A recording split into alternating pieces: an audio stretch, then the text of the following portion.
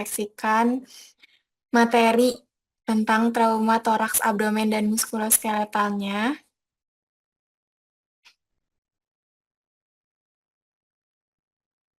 Jika tidak ada, baik Ibu, pematerian tentang penata laksanaan luka bakar dan kegawat daruratan sistem sirkulasi oleh Ibu Sri Sumartini, SKPMKEP, dipersilahkan. Ya, terima kasih Teh Halwi. Ya, mungkin tadi sudah refleksi ya materi-materi sebelumnya. Eh, untuk hari ini sebetulnya harusnya pagi-pagi Bu Ayu ya yang dari Unpad materi tentang trauma muskulo ya Teh Halwi. Cuma bertukar. Jadi sirkulasi duluan gitu ya. Harusnya sirkulasi nanti jam 1. Tapi nggak apa-apa ya. Baik, mungkin perkenalan dulu. Saya Sri Sumartini, kebetulan di Hipgabi Jawa Barat di Departemen Kesejahteraan. Ya, saya sebagai pengurus dari sejak tahun 2016. Eh, Mungkin untuk kalau kegiatan harian, saya sebagai pengajar di Universitas Pendidikan Indonesia yang di Jalan Setiabudi ya. Nah, kemudian untuk keseharian mungkin ke sana kemari ya kerjaan saya tidak standby di UPI ya kadang ke Unpad kadang ke eh, apa namanya ke Hipgabi gitu ya. Jadi memang kegiatan saya itu di tiga tiga ini ya di Unpad, di UPI dan Hipgabi ya. Mungkin di sini kalau lihat teman-teman, wah ini kayaknya banyaknya senior saya nih gitu ya. Mungkin teman-teman ada yang satu angkatan juga nih sama saya gitu ya. Yang luar biasa. eh, ini sepertinya teman-teman kalau boleh tahu ini eh, dinasnya di mana saja nih? Mungkin Kang Rida, Kang Rida atau Bu Rida? Oh, Bu Rida Rahmi. Karena kalau di saya ada namanya Rida tuh ada dua, ada perempuan, ada laki-laki. Ada Bu Rida, ada Pak Rida. Ya, Iya, izin Bu, kalau Bu Rida saya dari mana, Bu? Hasan Sadikin, Bu. Oh, dari RSHS. Ya, Dari betul, Bu. ruangan mana, Bu? Saya di ruang hemodialisa, Ibu. Di hemodialisis. Iya. Ya, betul. Ini semua dari RSHS atau beda-beda ini? Kebetulan kalau yang non-rek dari RSA ada dua, kalau Oh, nggak ya. salah, Bu. Ya, Ya, berarti ini ada yang non-reg, ada yang juga reguler juga ya, reguler. Nah, yang betul, Ibu. reguler ini S1 atau D3? Izin Ibu untuk regulernya dari D3. Oh, dari D3. Ya. Oke, karena ini memang nanti saya kan karena ada yang dari D3 nih teman-teman semua ya. Mungkin kalau yang dari si Akang Teteh-Teteh ini udah luar biasa nih mungkin kesehariannya sudah selalu ketemu dengan kasus-kasus yang nanti mungkin kalau secara saya menjelaskan secara teoritisnya gitu ya, mungkin sudah paham semua. Jadi mungkin saya akan memberikan materi menyesuaikan dengan teman-teman D3, nggak apa-apa ya Kang Teteh ya. Ya, karena ini digabung gitu kan. Biasanya kalau misalkan kelas terpisah, ada kelas reguler dan non-reguler ya. Tapi nggak apa-apa ya, mudah-mudahan untuk teman-teman yang sudah senior, ini nanti bisa membantu adik-adiknya eh, apa tentang luka bakar dan sistem sirkulasi. Mungkin kalau teman-teman tentang luka bakar dan sirkulasi atau pemberian cairan dan elektrolit sudah paham semua nih ya, udah kesehariannya. Bahkan mungkin kalau ngitung udah nggak harus lagi pakai kalkulator atau ini ya, jadi langsung matematikanya lancar gitu ya. Kalau pasien dengan sekian berat badan sekian, itu langsung harus tetesan sekian, cairannya apa, mungkin sudah paham semua ya. Tapi mungkin di sini saya akan mengikuti yang D3 yang reguler, karena memang untuk teman-teman yang senior-senior ini, Akang Teteh hanya review saja ya, mengulang. Tapi kalaupun nanti ada yang ingin kita diskusikan, eh, yaitu kita saling berbagi pengalaman mungkin dengan Akang Teteh yang memang secara kesehariannya di ruangan ya. Baik, untuk itu saya akan ke materi yang pertama ya. Ke materi yang pertama, di sini 70 peserta dikurangi 2 orang. Berarti semua berapa? 68 peserta ya totalnya. Boleh ada yang bantu jawab? Betul Ibu, seharusnya 72 Ibu. Seharusnya 72, tetapi 72, ada tetapi 2 orang yang dipindahkan ke apa namanya? Ke jadwal gelombang yang selanjutnya. berbeda. Ya, Oh ya, baik, jadwal. baik, baik. Karena memang bentrok ya, karena memang kalau yang kerja mungkin bentrok dengan kegiatan yang ini ya, ya, ada yang diprioritaskan. Baik, izin saya share screen.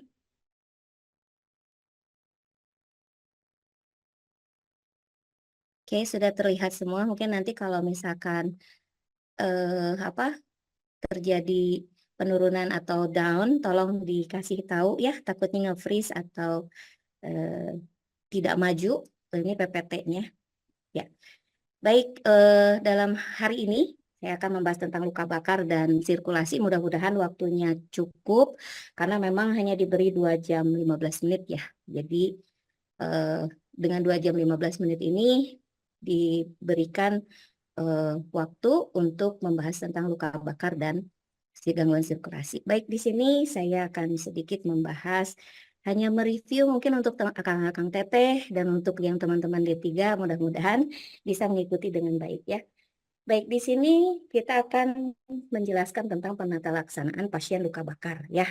Kalau misalkan di kelas mungkin kita juga sudah belajar tentang luka bakar, namun lebih banyaknya nanti pada saat luring ya. Itu langsung kita aplikasikan bagaimana cara pemberian cairan dan elektrolit atau resusitasi cairan baik itu pada pasien dengan luka bakar ataupun pasien dengan kasus-kasus kegawat daruratan atau gangguan sirkulasi ya. Nah, di sini selama perkuliahan ya, mungkin kalau Akang Teteh tadi ada yang sedang berkegiatan di ruangan, ya diusahakan sih diupayakan tetap on cam ya, walaupun kita dengan kegiatan yang lainnya, ya mudah-mudahan juga tidak ada kendala-kendala yang selama kegiatan pelatihan ini ya. Kemudian untuk yang reguler, kalau misalnya ada yang tidak dipahami, boleh raise hand ya, atau di kolom chat bertanya ya, kalau misalkan memang ada masalah atau kendala jaringan. Baik, suara saya cukup jelas ya. Nah, di sini untuk submateri pokok ada pengertian luka bakar, derajat luas luka bakar, penata laksanaan luka bakar, stabilisasi dan evakuasi, serta monitoring dan evaluasi ya. Nah, kalau misalkan kita mereview ya, jadi kalau mereview secara teori, luka bakar merupakan suatu kejadian ya yang bersifat kecelakaan ataupun trauma ya, dan hal ini sering terjadi mengakibatkan kerusakan kulit atau kehilangan jaringan tubuh yang dapat mempengaruhi kinerja sistem tubuh ya. Nah, makanya dari luka bakar itu bisa menyebabkan masalah-masalah lainnya ya seperti gagal ginjal ataupun gangguan masalah sirkulasi ya. Dan di sini juga luka bakar itu adalah trauma yang bersentuhan langsung dengan permukaan tubuh yang disebabkan oleh benda-benda yang menghasilkan panas ya. Selain api, ada listrik, suhu yang cukup tinggi ya, terutama paparan matahari ya, misalkan berjemur atau melakukan kegiatan di luar ruangan ya, seperti pekerjaan yang banyak melakukan di luar ruangan seperti proyek-proyek jalan atau proyek-proyek bangunan itu juga bisa terpapar suhu matahari yang cukup tinggi ya. Kemudian bahan-bahan kimia serta zat-zat yang bersifat membakar ya, seperti zat-zat yang bisa bersifat asam ataupun bersifat basa ya. Jadi kalau misalkan nanti kita ada di laboratorium melakukan kegiatan ya, kita ada mata kuliah fisiologi, anatomi, patologi klinik mungkin untuk teman-teman yang memang menggunakan zat-zat yang bersifat asam ataupun bersifat basa yang cukup kuat, itu disarankan hati-hati ya. Kalau terkena kulit langsung bisa menyebabkan luka bakar ya. Kemudian luka bakar juga ternyata menjadi penyebab yang cukup tinggi trauma ya, terutama yang disebabkan oleh api ya dan arus listrik. Ini cukup tinggi di seluruh dunia ya. Karena memang kalau misalkan kecelakaan itu kita tidak bisa memprediksi kapan itu terjadi ya. Yang kita prediksi aman-aman saja ternyata ada hal-hal atau masalah-masalah kecil saja itu bisa menyebabkan terjadinya kebakaran dan sebagainya. Ya. Nah, tadi kalau misalkan secara ini teori luka bakar juga disebabkan oleh adanya perpindahan energi sumber panas dari sumber panas tubuh, dan panas tersebut dipindahkan melalui konduksi dan radiasi secara elektromagnetik, ya. Jadi luka bakar adalah kerusakan pada kulit yang disebabkan oleh bahan kimia atau elektrik ataupun radiasi. Ya, jadi hati-hati ketika kita memang akan berkegiatan yang yang dapat menyebabkan kecelakaan, terutama luka bakar, ya. Jadi memang hati-hati sekali. Terus kemudian ternyata luka bakar ini juga memiliki 3 fase, ya. Nah, dari 3 fase ini tanda gejalanya itu berbeda-beda. Ya, biasanya di fase awal itu ada masalah di jalan nafas, di pernafasan, dan juga masalah-masalah di sirkulasi. Karena tadi, kenapa jalan nafas? Ya, misalkan dari asap, ya, gas CO, kemudian gagal nafas karena debu dari abu kebakaran, dan kemudian masalah sirkulasi ini akibat evaporasi atau penguapan tubuh, ya, penguapan tubuh yang cukup ekstrim. Karena tadi kulit itu kan fungsinya adalah untuk melindungi tubuh kita itu baik dari luar maupun dari dalam. Nah, contohnya dari luar tadi, kalau misalkan ada virus, bakteri, kotoran itu akan ke kulit dulu, dan kemudian kalau misalkan tidak ada kulit, maka zat-zat yang infected itu akan mudah masuk, ya. Kemudian sirkulasi penguapan. Penguapan tubuh kita ini juga diatur oleh kulit, karena tadi di lapisan kulit kita itu ada jaringan-jaringan, ya, seperti kelenjar keringat, kemudian pori-pori yang memang nanti itu akan membantu untuk evaporasi atau penguapan tubuh yang mengatur. Jadi selain kulit itu juga kita diatur oleh otak kita, yaitu di hipotalamus, untuk mengukur temperatur tubuh kita, ya, terutama untuk mengatur cairan dan sirkulasi dalam tubuh kita melalui penguapan evaporasi melalui kulit kita ini, ya. Kemudian di fase subakut, ya, ini ada mulai namanya proses inflamasi infeksi. Karena tadi ada jaringan luka terbuka, ya, itu mudah sekali terserang infeksi. Bukan berarti kebakaran karena ada api, ada panas itu steril gitu, ya. Karena dengan adanya pemanasan steril, tidak. Tetapi ketika ada luka terbuka, terpapar oleh lingkungan di sekitar dengan proses perawatan ataupun tidak terawat, itu bisa menyebabkan infeksi, ya, yang akhirnya bisa menyebabkan sepsis. Nah, sepsis ini kalau segera tertangani tidak akan menyebabkan shock, tetapi kalau tidak segera tertangani nanti akan kegangguan sirkulasi, yaitu terjadi shock sepsis, ya, seperti itu. Kemudian ada fase lanjutan, ya. Nah, tadi fase lanjutan adalah fase-fase di mana mulai adanya proses pembentukan jaringan baru gitu, ya. Tetapi kalau misalkan tidak disertai dengan perawatan yang baik, itu bisa menyebabkan kontraktur atau masalah di penampilan, ya. Apalagi yang memang dari luas luka bakar, kemudian kedalaman derajat luka bakar, itu bisa mempengaruhi lamanya penyembuhan, ya. Itu. Oke, kemudian tadi di derajat 2 luas luka bakar, ya. Sorry. Oh iya. Di derajat 2 di derajat dan luas luka bakar tadi, ya. Jadi derajat juga itu ada dari derajat 1 sampai derajat 3, ya. Jadi di sini kalau misalkan kita lihat jaringan luka bakar itu ada luka bakar superficial, ya. Luka bakar superficial itu hanya menyerang lapisan kulit luar, ya, atau disebut epidermis, ya. Tapi sudah ke batasan dermis, ya, tapi dermis juga hanya sedikit. Kemudian mid itu sudah dia masuk ke dermis dan sudah mendekati ke jaringan lemak, ya.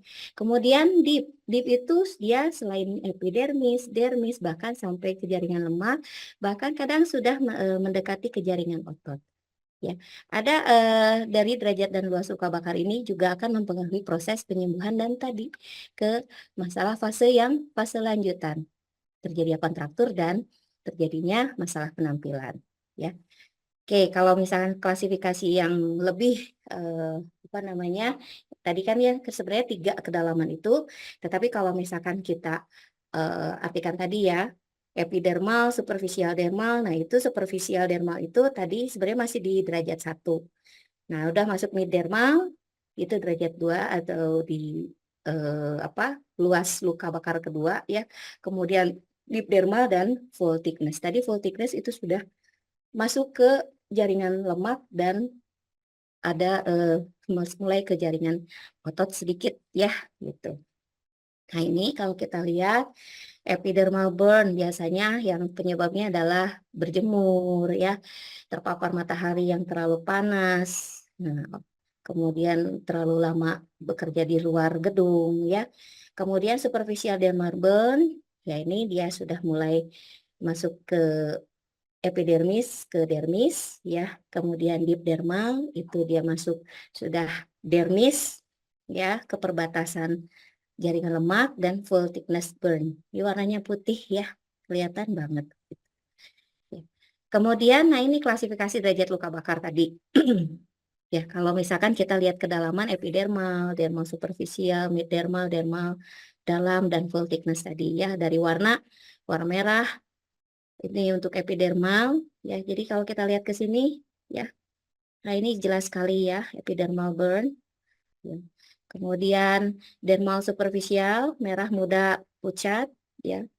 Nah ini kemudian mid dermal, nah dia udah mulai terlihat nih ada pecahnya pembuluh darah juga di sini dia sudah kena ya ke bagian lebih dalam. Nah kemudian dermal dalam dan full thickness itu putih ini ya. Oke, untuk penyembuhan eh, ini penyembuhan maksudnya ya ini cepat sembuh ya cepat sembuh. Nah ini biasanya itu berarti dia kalau ya epidermal ini dalam 5 hari mungkin selesai ya sembuh, dermal superficial juga dalam 1 minggu sembuh ya, mid dermal mungkin lebih dari 1 minggu atau bisa 2 minggu. Kemudian yang dermal dalam dan full thickness mungkin teman-teman tahu ya, kadang ada pasien yang apa namanya luka bakar itu bisa lebih dari 1 bulan ya, bahkan sampai operasi kontrakturnya untuk 2 kali 3 kali operasi ya, jadi sehingga penyembuhannya bisa lebih dari 1 bulan gitu ya, atau bahkan sampai 2 bulan. Karena di sini juga saya sempat punya teman dalam satu kantor ini juga pernah mengalami kejadian akibat ledakan gas. Beliau perawatan dan operasi itu hampir 3 kali ya, tapi alhamdulillah beliau itu sekarang sudah doktor ya, sudah S3. Jadi dari sembuh dia lanjut S3, kemudian sekarang dia sudah doktor ya, dan beraktivitas seperti biasa sebagai coach international futsal juga. Jadi tetap beraktivitas seperti biasa, alhamdulillah. Walaupun memang dari segi penampilan itu ada sisa-sisa kontraktur ya yang memang tidak bisa kembali seperti sedia kala waktu saat normal ya. Itu teman saya yang kebetulan bareng ketika CPNS di UPI ya. Alhamdulillah sekarang sudah masih sebagai coach internasional futsal ya, dan sudah bergelar doktor juga. Jadi ketika kita mengalami sesuatu yang down, justru kita harus motivasi teman-teman kita, terutama pasien-pasien yang dirawat di ruang luka bakar ya. Nah ini tadi yang kita bahas sedikit tentang superficial ya, di mana yang luka hanya menyerang pada bagian epidermis pasien ya. Biasanya dapat sembuh dalam 7 hari ya. Nanti pada saat kering itu menghitam kulitnya, kemudian mengelupas dengan sendirinya tanpa meninggalkan bekas luka kosmetik ya. Kemudian luka bakar superficial dermal, nah ini biasanya muncul bula ya. Nah, ini disarankan bula ini tidak dipecahkan. Kenapa? Karena fungsi dari bula ini sendiri adalah untuk mencegah terjadinya infeksi. Dia dapat melindungi kulit baru kita ya. Jadi sel-sel kulit yang baru ini lagi tumbuh lagi tumbuh yang baru ya untuk penyembuhan. Nanti si bula ini juga akan diserap oleh tubuh kita kembali ya. Eh, akhirnya cairan-cairan yang ada di dalam gula itu akan diserap dan kemudian dibuang melalui urin ya. Jadi usahakan kalau ada gula ini tidak boleh dipecahkan. Nah, biasanya karena tadi kedalamannya agak sedikit dalam ya, penyembuhannya bisa sampai 14 hari tanpa menimbulkan juga luka bekas ya. Nah, ini. Eskar juga tidak terjadi. Eskar ini adalah bekas luka gitu ya, bekas luka bakar. Nah, ini tadi superficial epidermal burn ya biasanya terjadi pada pasien-pasien berjemur di pantai yang terlalu tinggi atau karena adanya terpapar matahari yang cukup ekstrim ya.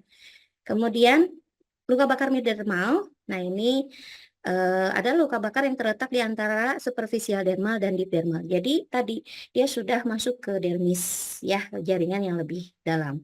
Nah, ini kedalamannya bisa berkurang, nah serta bula juga akan muncul. Warna luka bakar ini sedikit lebih gelap ya. Jadi kalau tadi merah muda, kalau sekarang ini merah muda agak gelap ya. Tapi tidak segelap luka yang deep dermal ya.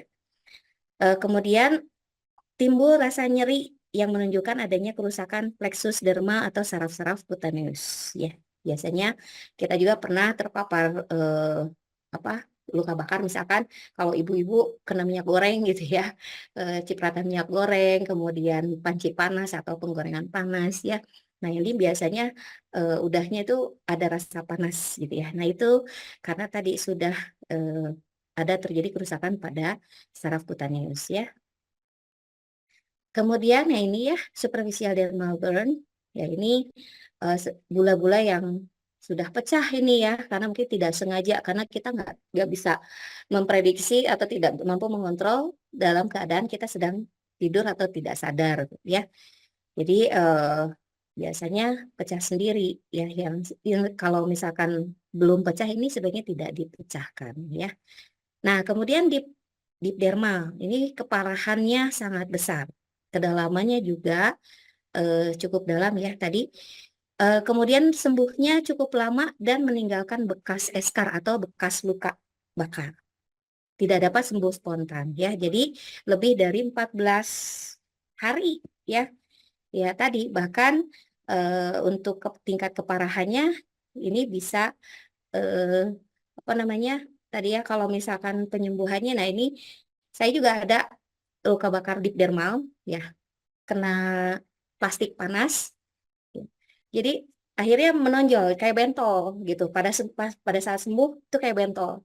Jadi kalau anak saya bilang, "Ma, ini bentol bukan, ini bekas kena plastik panas gitu ya." Bahkan ada yang bilang jadi ini kena rokok ya kan gitu.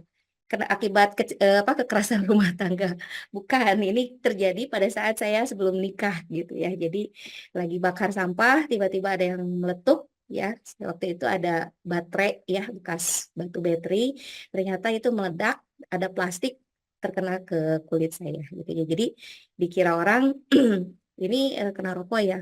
Untungnya sih tertutup ya, tertutup pakaian. Tapi kalau yang kelihatan karena di tangan sih kenanya gitu. Pasti yang nanya ini bentol atau kenapa ini gitu. Padahal bekas luka bakar. Kemudian nah ini ya deep dermal. Nah, mirip-mirip dulu pada saat sembuh itu yang pas kena plastik kayak gini dulu. Saya itu ya, jadi hitam begini. Jadi apa ya kayak lubang. Ya karena memang masuk gitu ya jaringannya. Tapi plastiknya buru-buru dibuang, tapi udah terlalu dalam ya. Kalau misalnya ini bisa saja ini kena seperti arus listrik ya. Biasanya di tangan ini arus listrik. Ya. Kemudian kalau ini bisa saja terkena api atau air panas, knalpot. Nah ini ya, ini bisa terjadi deep dermal atau full thickness burn.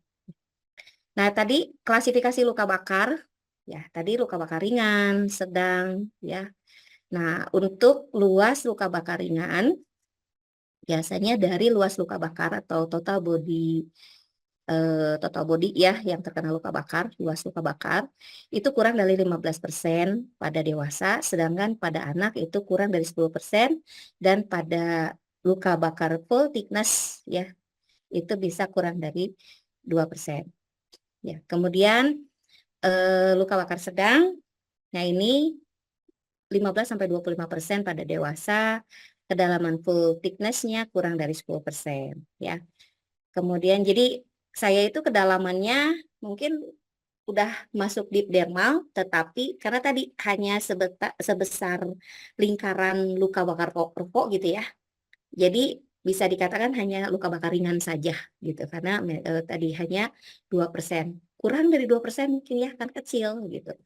Dan tidak menyebabkan masalah sirkulasi ya, tidak menyebabkan masalah-masalah lain, hanya nyeri dan ya ini setelah sembuh ada eskar ya, ada bekas luka bakar. Kemudian luas luka bakar 10-20%.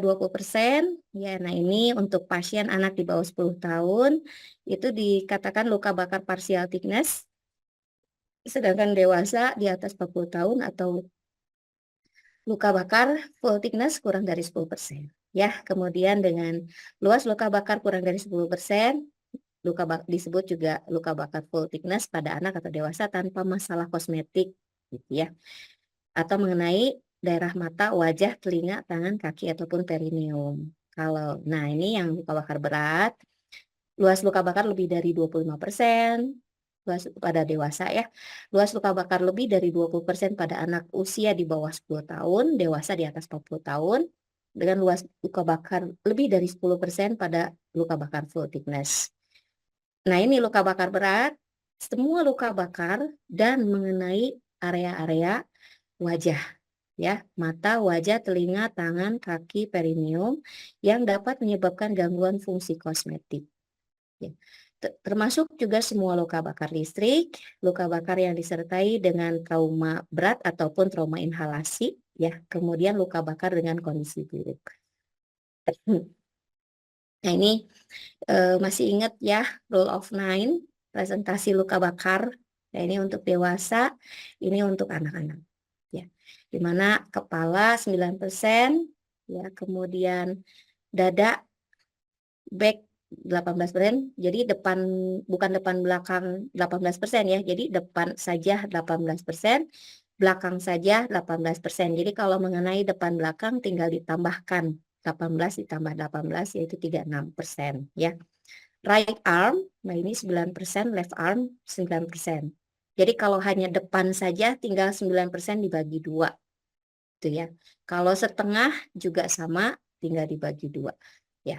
Kemudian kaki kanan dan kaki kiri masing-masing 18% ya. Untuk perineum 1%. Ini untuk anak. Oke, selanjutnya, nah ini yang pasti pada penata laksanaan luka bakar indikasikan ada masalah di sistem pernafasan ya. Kita cek airway-nya. Apalagi ada ditemukan luka bakar mengenai wajah dan leher, harus dicurigai adanya trauma inhalasi. Ya. Jadi pada saat melakukan pertolongan, cek jalan nafas ya, terutama adanya sumbatan jalan nafas atau tidak. Suara ada stridor atau tidak ya, tapi tetap harus dicek ya. Jadi lakukan finger swift ya. Jadi untuk atau ada muntahan ya, cek inhalasi di sini ya, jalan nafas. Curigai ada trauma inhalasi. Lihat luka bakar di muka, bulu-bulu di wajah ya. Kemudian ya bulu-bulu di wajah itu termasuk kumis, jenggot ya. Kalau perempuan mungkin tetap ya, perempuan juga ada kumis walaupun lebih halus ya. Kemudian ada rambut-rambut juga di wajah dan walaupun lebih halus ya. Kemudian sisa-sisa jelaga, adanya hiperemesis di orofaring ya, sorry. Kemudian riwayat di dalam ruangan tertutup. Jadi pasien kondisinya lagi di dalam ruangan tertutup atau bukan gitu. Misalkan dapur ternyata ventilasi dapurnya itu hanya menggunakan pembuangan asap saja gitu ya, tidak ada pintu untuk sirkulasi gitu ya. Jadi lihat kondisi pasien ya, berada di dalam ruangan tertutup atau tidak. Kemudian breathing ya, pernapasan. Jadi untuk bagaimana penyelamatan airway ya, dan kemudian dilanjutkan breathing, lepaskan pakaian dari semua hal yang menghambat gerakan rongga dada. berikan oksigen yang adekuat melalui sungkup atau kanul. Ya. Kemudian cek sirkulasi dengan pada pasien luas luka bakarnya di atas 20% perlu diberikan cairan infus. Pilih vena untuk memasang jarum infus. Pemasangan infus jangan di daerah yang terkena luka bakar, kecuali terpaksa karena tidak ada daerah lain yang dapat dipasang. Ya, kemudian pilih vena daerah ekstremitas yang terlebih dahulu, terutama pada yang tadi tidak terkena luka bakar. Ya, perlu pemberian cairan menggunakan rumus Baxter atau Paklan. Mungkin kalau Akang Teteh sudah sering mendengar ya, bukan mendengar lagi, mempraktekkan ya pemberian cairan dan elektrolit dengan rumus Baxter atau Paklan. Ya, di mana rumusnya untuk dewasa 2-4 mili Ringer laktat dikali berat badan kali persentase luas luka bakar. Dengan pemberian 8 jam pertama diberikan setengah dari kebutuhan cairan, 8 jam berikutnya diberikan 1/4 dari kebutuhan cairan awal ya, atau setengah dari sisa. Ya, jadi kalau misalkan 4.000 berarti 8 jam pertama diberikan 2.000. Ya. Kemudian 8 jam berikutnya dari 2.000 sisanya itu berarti 1.000. Dan 8 jam berikutnya itu sisa dari kebutuhan cairan ya. Jadi dikatakan 16 jam berikutnya adalah setengah dari kebutuhan cairan awal gitu ya.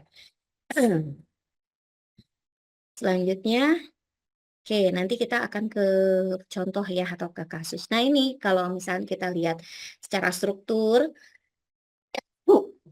apa sih yang harus kita lihat? Apa yang harus kita lakukan? Sorry ya, ada batuk juga.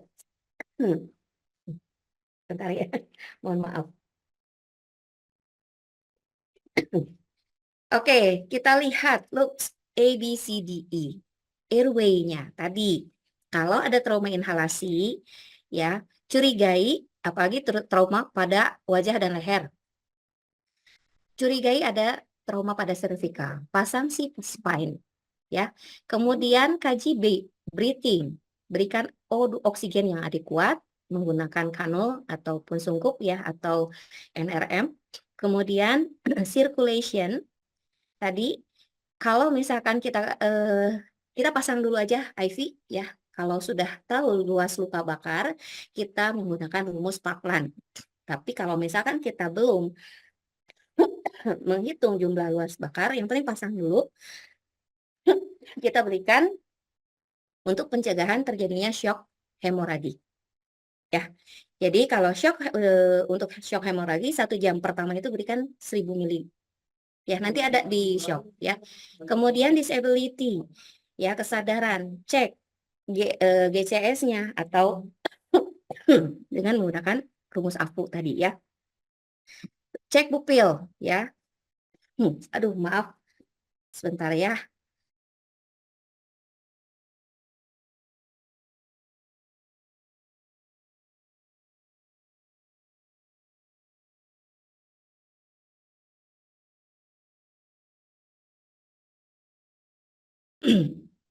Kita lanjut ya. Tadi GCS atau AFU. Cek pupil ya. Setelah GCS atau kesadaran kita kaji, kita cek exposure.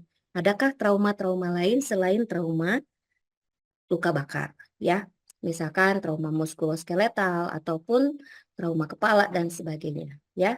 Jadi kita akan melakukan environmental control ya. Tadi cek fluids ya, kebutuhan sirkulasi, perlu nggak pemberian analgesia ya.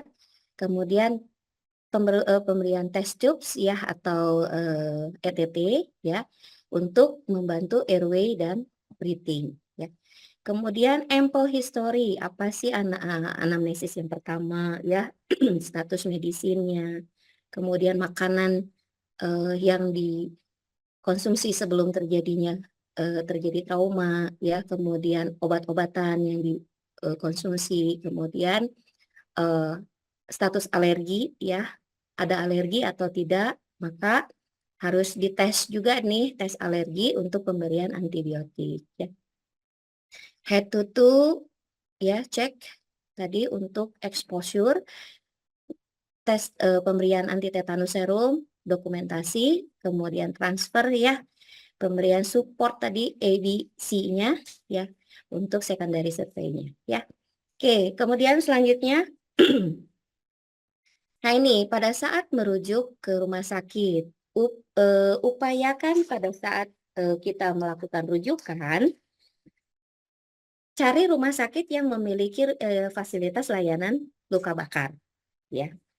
Ya minimal ada HCU-nya lah ya. Kalau tidak punya ICU, minimal ada HCU. Kalaupun misalkan tidak ada HCU atau ICU, tapi ada dokter yang mampu menangani pelayanan luka bakar. Ada dokternya lah gitu ya. Dan ruangan untuk luka bakar. Walaupun tidak bersifat ini ya, apa namanya intensive care ya. Dan karena nanti yang penting ditangani dulu di rumah sakit.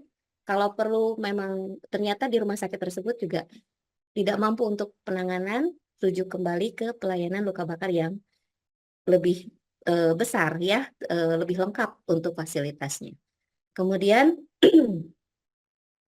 pada saat sebelum melakukan transfer pasien, lakukan asesmen segera dan stabilisasi pada saat dilakukan evakuasi ke rumah sakit terdekat.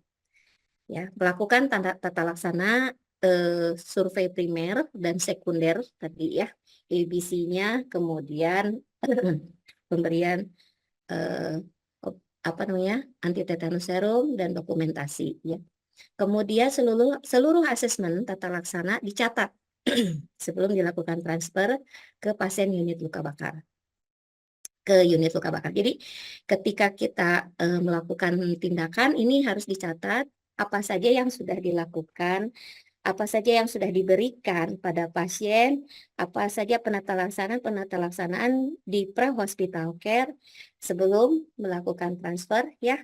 Kemudian pada saat dilakukan transfer nanti tinggal ini loh yang sudah dilakukan pada saat pre-hospital. Kemudian komunikasi via telepon sebelum rujuk untuk transfer pasien. Ya, jangan sampai tidak ada komunikasi nih pada saat di pre-hospital dengan hospital. Ternyata pasiennya penuh, ruangan nggak ada, gitu ya kan, komunikasikan dan kemudian cek juga di rumah sakitnya ada ruangan kosong atau tidak, sehingga bisa melakukan pelayanan luka bakar. Ya, jangan sampai sudah dibawa ke rumah sakit full, penuh, kukurilingan ya, atau berkeliling cari rumah sakit. Ya, sampai akhirnya pasien mengalami shock tadi ya, hemoragi atau hipovolemi ya, yang disebabkan karena masalah komplikasi dari luka bakar. Kemudian sesuaikan protokol rujukan masing-masing rumah sakit ya. Jadi SPGDT-nya harus jelas. Kemudian monitoring tanda-tanda vital ya selama apa namanya transfer, dan setelah transfer juga sama, tetap monitoring tanda-tanda vital ya. Observasi keadekuatan jalan nafas, observasi pernafasan, respirasi rate, analisis gas darah karena tadi curigai adanya trauma inhalasi, berarti harus dilakukan kalau sudah diberikan oksigen, analisis gas darah ya. Pasang oximetri, cek saturasi oksigennya ya, harus di atas 95%. Lakukan foto ronsen atau fototoraks dan kemudian ini ya, maintenance sirkulasi ya. Maintenance sirkulasi atau kalau misalkan ada masalah shock sirkulasi, tadi shock hipovolemi atau shock hemoragi, ini harus segera dilakukan pemberian resusitasi cairan dan elektrolit ya. Nah, ini sirkulasi, target produksi urin adalah 0,5 sampai 1 cc per kilogram berat badan per jam. Kalau pada dewasa ya. Kalau pada anak, bayi beda lagi ya. Kalau pada anak 2 cc per kilogram berat badan per jam, kalau pada bayi 2 sampai 3 cc per kilogram berat badan per jam. Ini target produksi urin ya. Untuk keseimbangan cairan dan elektrolit. Nah, ini untuk hitungan rehidrasi. Ya, kita lihat ke rumus Paklan tadi. Ya, jadi untuk ini ada API, kategori API, ini kategori listrik. Ya. Untuk kategori API dewasa lebih dari 14 tahun. Untuk anak untuk dewasa, terus anak lebih dari 14 tahun, anak kurang dari 14 tahun, bayi atau anak kurang dari 30 kg. Ya. Nah, ini resesi cairan untuk dewasa ya. 3 mili kali berat badan kali luas luka bakar. Ya, cairannya menggunakan cairan kristaloid ya, menggunakan Hartmann solution atau Ringer laktat. Mungkin kalau di Indonesia lebih dikenalnya RL ya, Ringer laktat. Kemudian ini untuk anak-anak 3 mili kali berat badan kali luas luka bakar plus maintenance ya. Nah, ini kita lihat rumusnya 4 mili per kilogram berat badan per jam sampai 10 kilogram ke atas ya. Outputnya adalah kalau sudah tertangani nih sirkulasi urin output tadi kalau dewasa 1,5 sampai 2 mili per kilogram berat badan per jam ya, jadi harus dihitung. Makanya memang kalau pada pasien luka bakar harus observasi setiap jamnya. Nah, ini contoh hitungannya tadi ya. Berat badan pasien 50 kg ya, didapatkan setelah dihitung luas luka bakarnya 40%. Ya, jadi kebutuhan cairan pasien adalah 4 kali 50 kali 40. 4 tadi ya berdasarkan rumus Parkland 2 sampai 4 mili.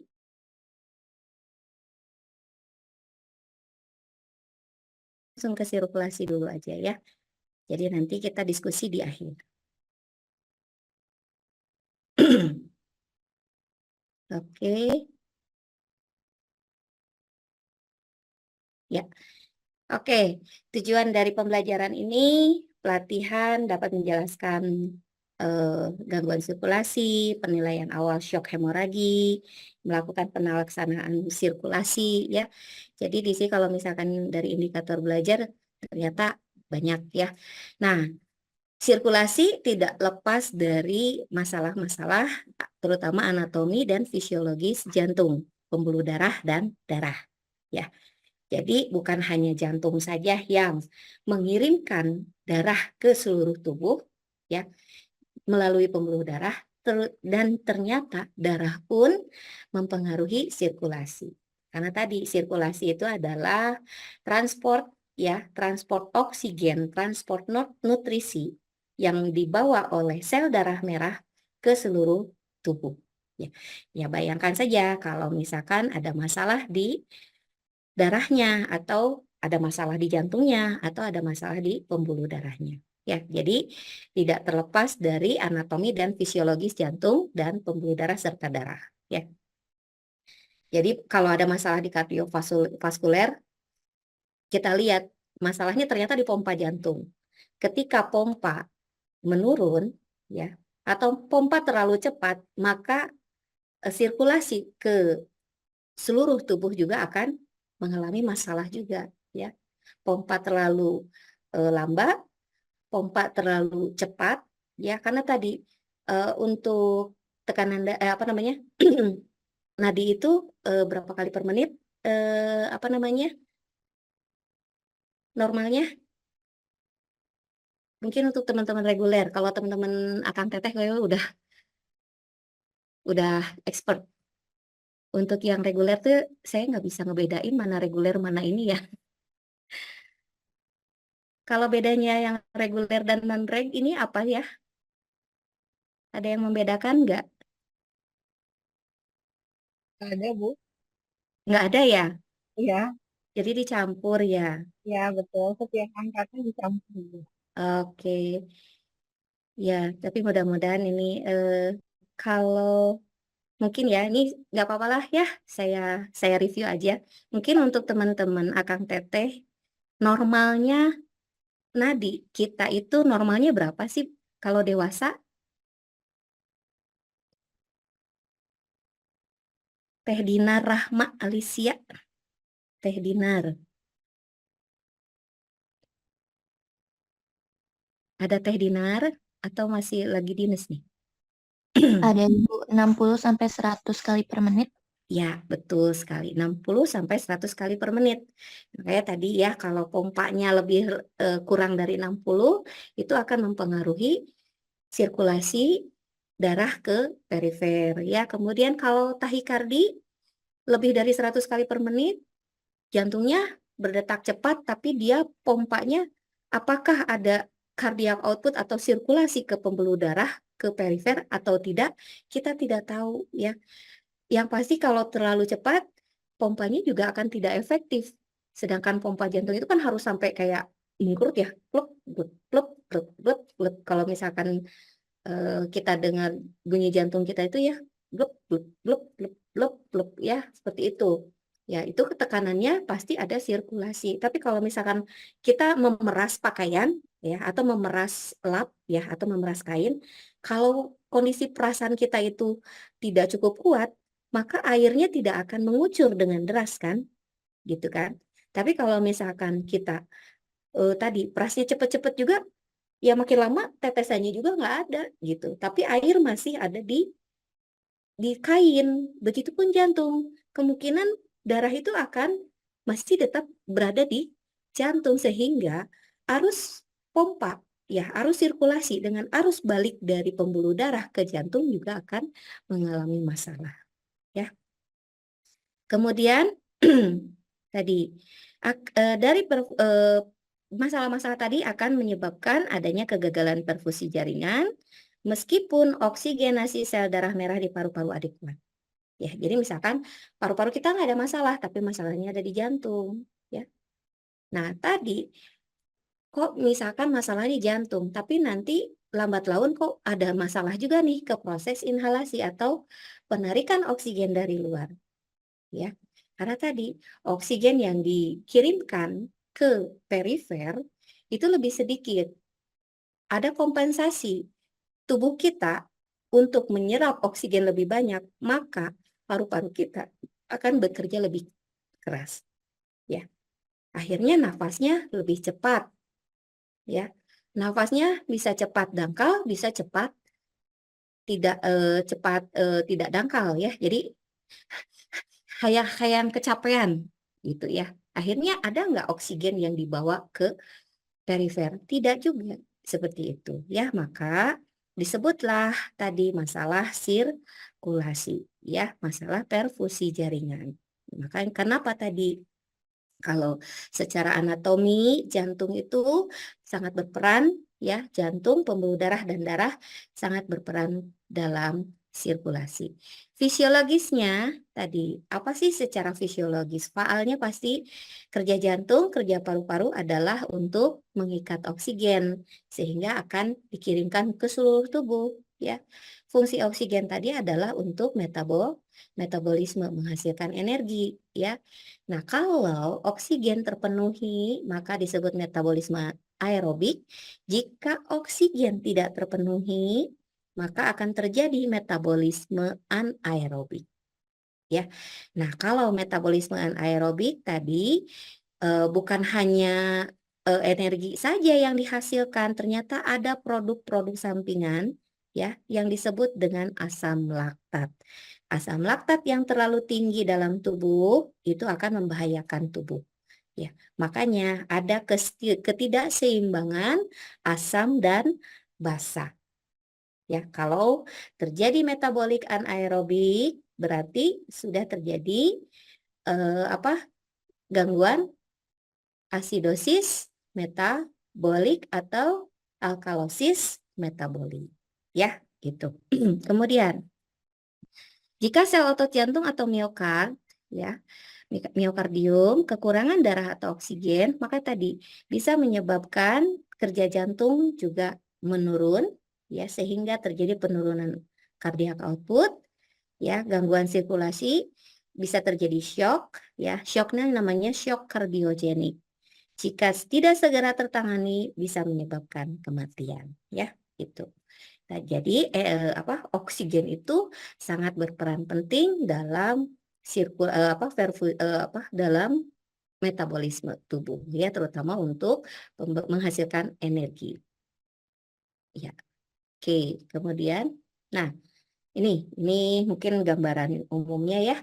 Nah, tadi bagaimana kita menghitung cardiac output? Oh, ternyata heart rate ya, heart rate beats per menit atau pompa ya, setiap pompa per menit, kemudian dikalikan stroke volume ya, jumlah darah setiap beat ya, setiap denyut ya, itu sama dengan cardiac output per liter per menit. Ya. Nah, ini untuk mengukur ini itu biasanya diperlukan keterampilan, ya, diperlukan harus sering gitu ya untuk menentukan cardiac output. Tapi ya pasti kalau misalkan sudah nadinya segini, kurang dari 60, nadinya lebih dari 100, ya dikalikan stroke volumenya, maka cardiac outputnya sekian, ya gitu. Nah, di sini ya output jantung itu didefinisikan sebagai volume darah yang dipompa oleh jantung per menit, ya. Ditentukan untuk mengalihkan denyut jantung dengan volume ejeksi tadi, ya. Maka disebutlah adalah cardiac output. Setiap volume ejeksi ditentukan oleh adanya preload, kontraktilitas miokard, dan afterload. Ya, jadi sebelum kontraktilitas, loop ya, kemudian afterload. Ya. Jika curah jantung menurun, maka resistensi pembuluh darah di perifer juga akan ikut menurun. Ya. Nah, jadi ketika secara anatomi dan fisiologi jantung ya itu terganggu atau ada masalah di jantung, ternyata ada masalah juga di pembuluh darah, ada masalah juga di darah ya yang disebabkan oleh kehilangan darah akibat trauma, perdarahan dan sebagainya. Nah, ini bisa menyebabkan shock. Secara definisi, shock itu adalah kegagalan sistem kardiovaskular untuk memenuhi kebutuhan perfusi organ terutama kebutuhan jaringan. Kebutuhan oksigenasi pada jaringan, ya. Jadi adanya ketidakseimbangan antara kebutuhan oksigen dengan oksigen yang didapatkan dari dari atmosfer, ya. Nah, ini ternyata shock itu sendiri ada beberapa fase, terutama 4 fase. Nah, di fase awal saja, nih ya, ini udah kelihatan nih adanya masalah terjadinya hipoperfusi jaringan sehingga timbul hipoksia. Nah, berarti kalau udah masalah ada hipoksia, berarti ada masalah oksigenasi, ya. Jadi sudah ada penurunan oksigen. Terjadi respirasi anaerobik ya pada tingkat sel sehingga timbul kondisi asidosis metabolik secara sistemik. Ya, di fase awal saja sudah mulai ada hipoksia, ada masalah respirasi, ada masalah metabolisme anaerobik sehingga terjadi asidosis metabolik. Ya. Kemudian kalau fase awal tidak tertangani, maka akan maju ke fase kompensasi. Di mana tadi kalau tidak ada masalah nih kekurangan oksigen, maka tubuh kita ini akan melakukan kompensasi, terutama paru-paru. Paru-paru akan mengambil oksigen sebanyak-banyaknya dengan cara hiperventilasi. Pasien ada upaya untuk mendapatkan oksigen sebanyak-banyaknya. Jadi nafas bisa cepat dan dangkal atau cepat dan dalam. Ya. Kemudian tergantung dari tadi fase awalnya terjadinya gimana gitu, ya. Ada fase konstriksi pembuluh darah ya, di mana fase kompensasi di sini. Karena tadi cardiac outputnya menurun, maka terjadi fase konstriksi pembuluh darah.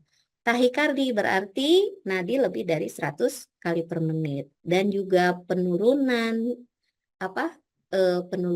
produksi urin ya, terjadi oliguria. Kemudian lanjut lagi ke fase progresif ya atau tidak terkompensasi. Nah, di sini ada perubahan permeabilitas kapiler. Di mana ketika kita mengecek CRT ya. Nah, itu capillary refill time itu lebih dari 3 detik. Kemudian insufisiensi respiratori, cardiac depression, hipoperfusi jaringan, dan ada masalah respon neurologis. Mulai terjadi penurunan kesadaran pasien gelisah, ya. Pasien harus harus selalu dibangunkan ketika diajak komunikasi, ya. Itu sudah ada penurunan respon neurologis, ya. Kemudian ke fase refraktor atau irreversible shock. Ya, di mana di sini adalah fase terakhir sudah mulai adanya kematian sel, terutama organ-organ yang tidak mendapatkan oksigenasi secara baik.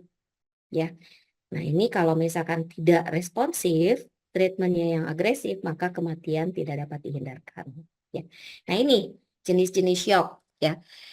Nah, ini tadi sedikitnya saya bahas di luka bakar tadi ya, hipovolemik atau hemoragi.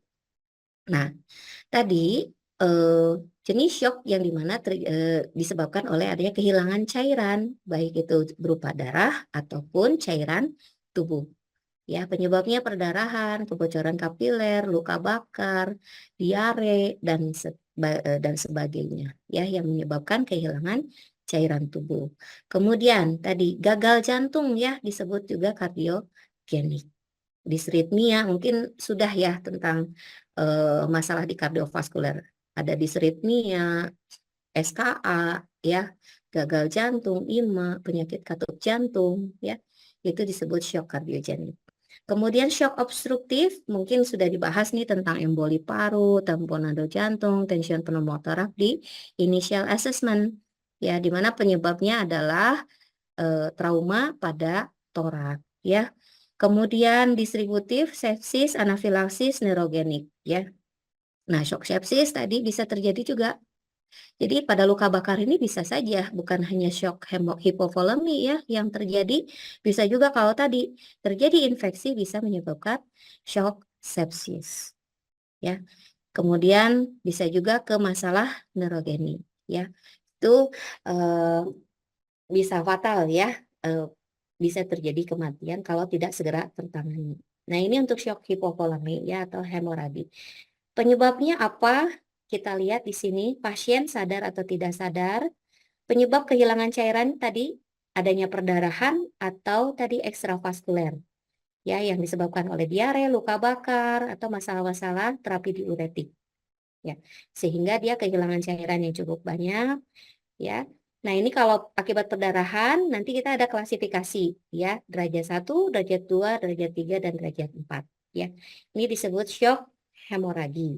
Kalau yang ekstravaskuler shock hipovolemi, ya, semua sama-sama kehilangan cairan, ini disebabkan perdarahan, ini disebabkan oleh cairan tubuh. Intinya ganti cairan yang hilang, ya.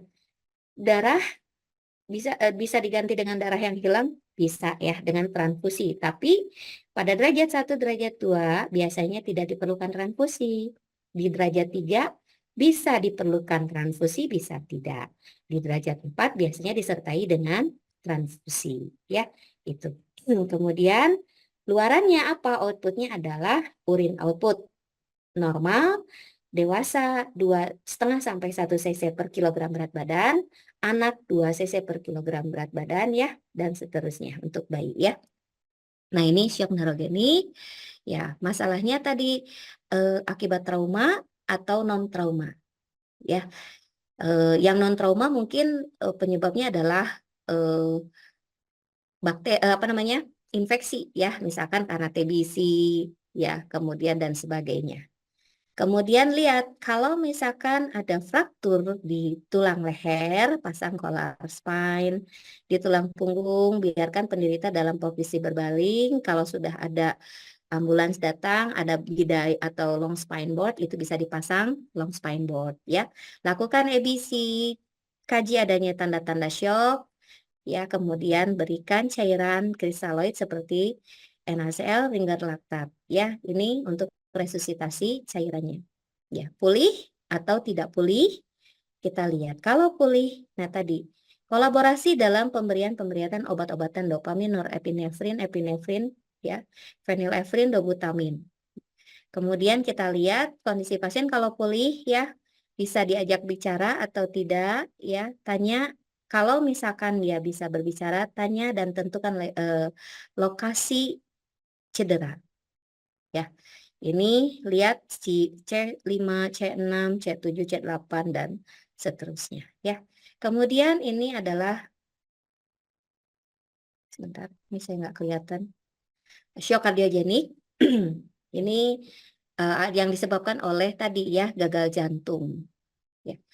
Apa sih yang penyebabnya? Non koroner akibat obstruksi, aritmia, disritmia, ya, atau ada masalah gagal jantung mekanis ya, non koroner. Lihat cardiac output, terjadinya shock kardiogenik.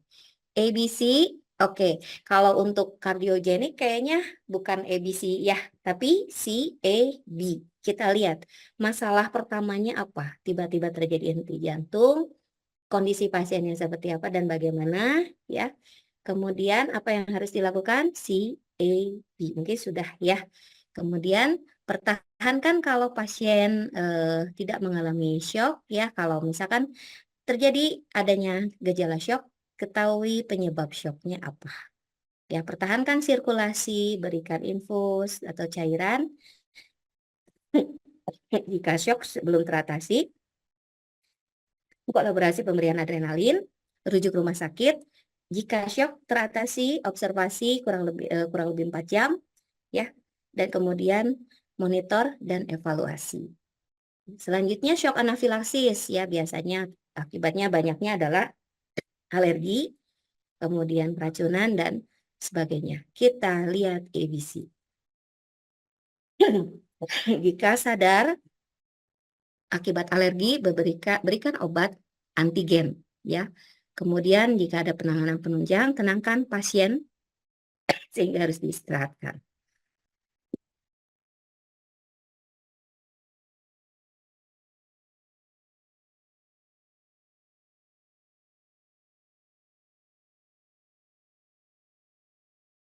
Ya. Kemudian jika pasien tadi sadar, bisa ya berikan epinefrin kolaborasi ya. Kalau pemberian obat-obatan itu selalu kolaborasi. Kemudian berikan oksigen 5-10 liter per menit. Ya, ini penanganan tambahan. Kemudian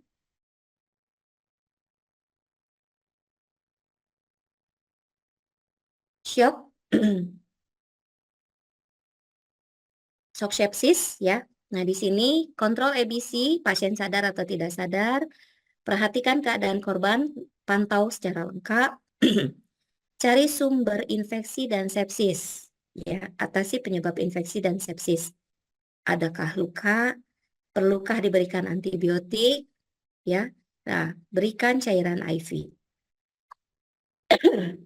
Kalau misalkan dia shock sepsis, kolaborasi pemberian antibiotik sesuai dengan infeksinya, ya, gitu. Nah, ini penilaian awal shock, ini pada saat shock hemoragi, ya. Hemoragi itu adalah shock yang paling umum terjadi pada pasien dengan trauma, kehilangan volume darah, ya, sehingga menyebabkan masalah sirkulasi secara akut. Meskipun bervariasi ya, nah ini maksudnya bervariasi di sini, cederanya bagian mana sih yang bisa menyebabkan perdarahan? Apakah disebabkan oleh trauma tertutup atau closed trauma atau trauma terbuka atau disebut open trauma, ya. Kemudian area mana yang terjadi trauma, ya. Tadi apakah pada muskuloskeletal ekstremitas atas, ekstremitas bawah, kemudian abdomen, torak, ya, itu dapat bervariasi. Ya, di sini volume darah normal itu sekitar 7% dari berat badan tubuh manusia, ya, orang dewasa. Gitu. Kemudian volume darah pada anak itu 70-80 mili per kilogram. Atau di sekitar 8% sampai dengan 9% dari berat badan. Ya. Kemudian gejala awal shock hemoragi, nah ini ya, biasanya ada kompensasi progresif nih pada sirkulasi terutama kulit, otot, ya, ginjal, jantung dan otak. Ya, tadi di fase awal itu tadi terjadi adanya masalah-masalah seperti refill time yang kurang dari 3 detik, kemudian adanya hipoksia, ya. Kemudian saturasi oksigen sudah mulai menurun di bawah 95%, ya. Nah, ini ada masalah-masalah di sirkulasi awal. Kemudian respon kompensasi, maka akan terjadi masalah-masalah sirkulasi akut, ya. Mulai peningkatan denyut jantung, tahikardi, hiperventilasi, ya, karena tadi mengupayakan untuk sirkulasi sampai ke perifer, Ya, kalau misalkan sudah, tadi kan kalau shock hemoragi akibat perdarahan, otomatis bukan hanya cairan tubuh saja yang hilang, tetapi ada sel darah merah yang ikut hilang kan, gitu. Nah, sekarang ketika kita berikan apa namanya resusitasi cairan, ya kebutuhannya itu berapa sih dari volume estimasi kehilangan darah. Nanti kita akan hitung, ya. Nah, apakah diperlukan apa tadi transfusi atau tidak, ya? Itu kita juga akan lihat sejauh mana kebutuhan pasien untuk mendapatkan resusitasi cairan dan elektrolit. Sorry. Nah, ini awal-awal shock. Sorry. Kenapa nih? Ya, pada manifestasi awal shock, nah, kita lihat. Sudah terjadi tahikardi, ya, berarti sudah lebih dari 100 kali per menit. Ada vasokonstriksi pada area kulit gak? Udah mulai nih pasien tampak pucat, akral dingin, ya, kemudian mulai ada gelisah nih di respon neurologisnya, ya. Kemudian kita lihat tekanan nadi yang menyempit menunjukkan kehilangan darah. Mulai terjadi vasokonstriksi pembuluh darah. Ya, karena tadi sudah masuk ke fase kompensasi. Di mana tahikardi didiagnosis ketika denyut jantung lebih dari, ya ini lebih dari kalau bayi, lebih dari 160 kali per menit. Ini jadi patokan ya, kalau tadi normalnya kan tidak lebih dari 100 kali per menit kan, 60 sampai 100 kali per menit pada dewasa. Nah, ini untuk bayi lebih dari 160 kali per menit, anak preschool 140 kali per menit, anak sekolah 120 kali per menit, pubertas hingga dewasa di 100 kali per menit. Ya, tadi kalau sudah ada hiperventilasi, saturasi oksigen kurang dari 95%, kaji adanya kadar laktat dalam tubuh. Cek analisis gas darah. Sudah terjadi asidosis atau tidak? Ya, atau belum? Ya. Kalau misalkan biasanya sih kalau udah ada hiperventilasi, harus diberikan oksigen, ini harus selalu dilakukan analisis gas darah. Ya, analisis gas darah itu biasanya pengambilan darahnya dari vena atau dari arteri. Mungkin teman-teman di sini Asih Setiasih, Ibu Asih atau Teteh Asih aja lah ya biar jadi lebih ini lagi ya. Teteh Asih Setiasih. Kalau analisis, ya, analisis gas darah itu diambil darahnya dari vena atau dari arteri? Dari arteri, Bu, izin. Iya, dari arteri, betul ya.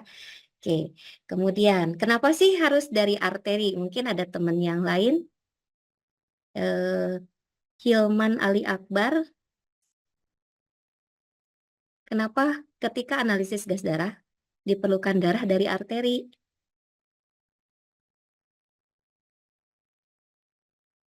Kang Hilman mungkin?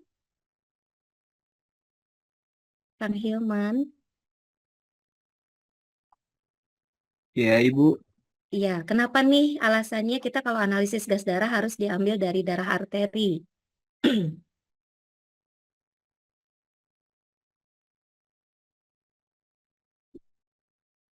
Kalau Kang Hilman ini dari mana nih? Dari rumah sakit atau Bukan, Ibu. Dari reguler? reguler. Reguler, oke, nggak apa-apa ya, Kang Hilman, jangan takut salah ya, nggak apa-apa. Kenapa nih kita harus ngambil darah arteri untuk pemeriksaan analisa gas darah?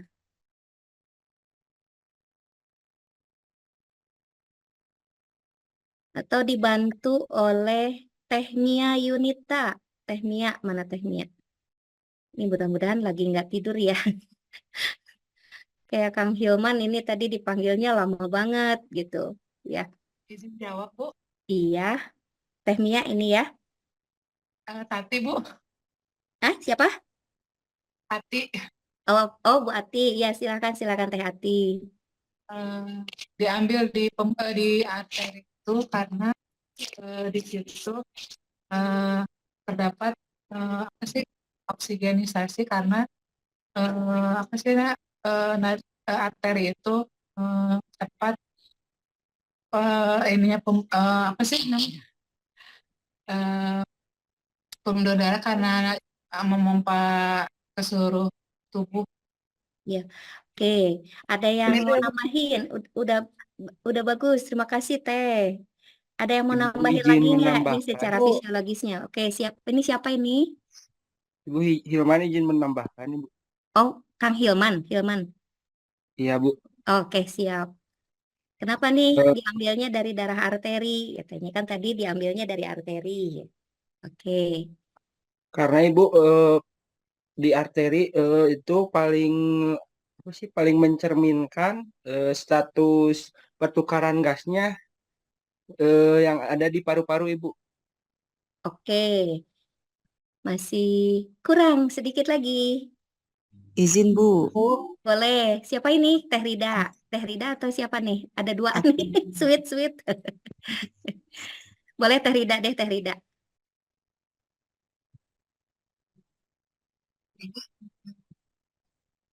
Teh Rida Rahmi, oke boleh. Suaranya nggak ada Teh. dengeran Bu? Oh ya, siap kedengeran. Ya. Oke. Ya. Jadi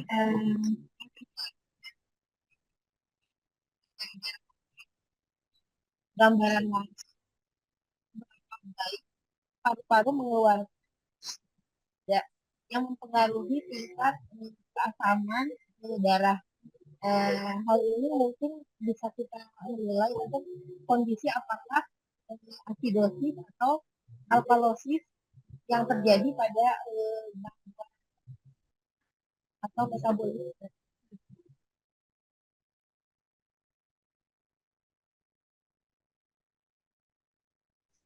Oke. Teh, udah ya, Teh Rida ya. Wah, sebenarnya tadi emang suaranya agak kecil ya, tapi terdengar sih. Jadi emang tadi agak lengkap banget ya, lengkap banget. Ya, betul sekali. Kenapa dari arteri? Karena tadi darah arteri itu adalah sel darah merah yang masih eh, apa namanya terdapat oksigen, sehingga kita bisa mengukur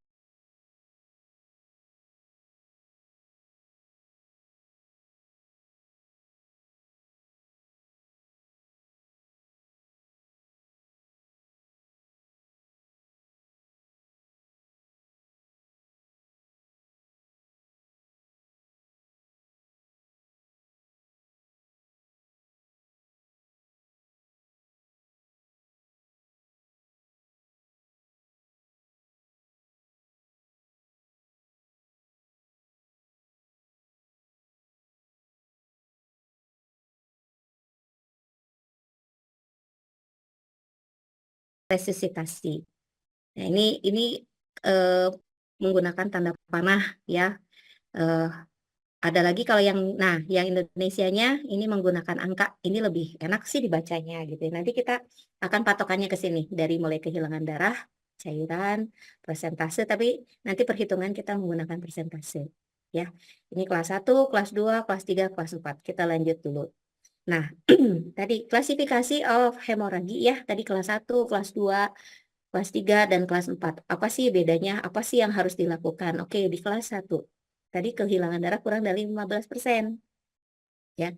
Nah, di sini biasanya ada gejala-gejala klinis minimal. Ya. Mulai lebih dari 100 kali per menit, sedikit tahikardi, tapi masih di bawah 120 kali per menit ya. Jadi naiknya paling di 110, 120 ya. Jadi masih tahikardinya hanya sedikit. Kemudian tidak terjadi perubahan pada tekanan darah ataupun tekanan nadi. Jadi masih normal ya. Kemudian kecepatan pernapasan juga masih dalam batas normal. Tidak perlu penggantian pengisian transkapiler ya, karena mekanisme kompensasi lainnya mengembalikan volume darah dalam waktu 24 jam. Perlu transfusi enggak? Enggak usah ya. Perlu diinfus enggak? Ya, kita lihat kondisi pasien. Untuk maintenance ya, keseimbangan cairan elektrolitnya perlu, tapi cukup 1 IV line. Di kelas 1 ini ya, atau akibat yang disebabkan oleh hemoragi atau hipovolemi. Cukup satu HIV line. Misalkan gini, diare baru 10 kali ya dalam satu malam, pagi-pagi subuh dibawa ke rumah sakit, pasien masih kompos mentis, hanya lemes, kemudian pucat, CRT-nya udah lebih dari 3 detik ya, cukup satu IV line. Ya, ini biasanya estimasi kehilangan cairan itu masih di bawah 15% ya. Kemudian, nah ini hemoragi kelas 2 ya, biasanya estimasi kehilangan darahnya antara 15 sampai 30% ya. Udah mulai nih tahikardi, mulai nafasnya cepat dan dalam, kadang ada tahipne ya, ada penurunan nadi ya, kemudian peningkatan tekanan darah diastolik, kemudian tekanan sistolik berubah pada saat awal shock hemoragi ya, ada masalah neurologis ya, mulai nih ada kecemasan, ketakutan, pasien gelisah ya. Kemudian oliguri ya, produksi urin sudah mulai menurun. Perlu transfusi untuk diklasifikasi kelas 2 ya, itu masih belum memerlukan transfusi, masih bisa diatasi dengan kristaloid ya. Tapi tadi kita lihat estimasinya 15% atau 30% yang mau kita diambil. Ya, kita lihat kondisi pasien. Tadi ada beberapa kondisi perlu nggak 2 IV line. Ya, kalau memang sudah terjadi penurunan kesadaran, sebaiknya kita berikan 2 IV line dulu. Ya, tapi tidak harus transfusi darah. Ya, jadi tidak perlu cross match gitu. Tapi cross match perlu nggak kalau misalkan ternyata estimasinya masih di 15 sampai 30, ternyata belum tertangani, akhirnya maju ke kelas 3. Ya, karena tadi telat penanganan, ternyata akhirnya naik ke 31 sampai 40% volume darahnya. Nah, di sini perlu cross match ya. Siapkan darah disesuaikan dengan kebutuhan resusitasi cairan. Kemudian crossmatch tetap walaupun kita udah tahu nih pasien nih golongan darahnya B, tapi kan nggak tahu kalau pas ditanya resusnya apa. Karena pada saat pemeriksaan darah biasanya dikasih tahunya tidak dengan resus gitu ya. Akhirnya kita harus crossmatch ulang ya.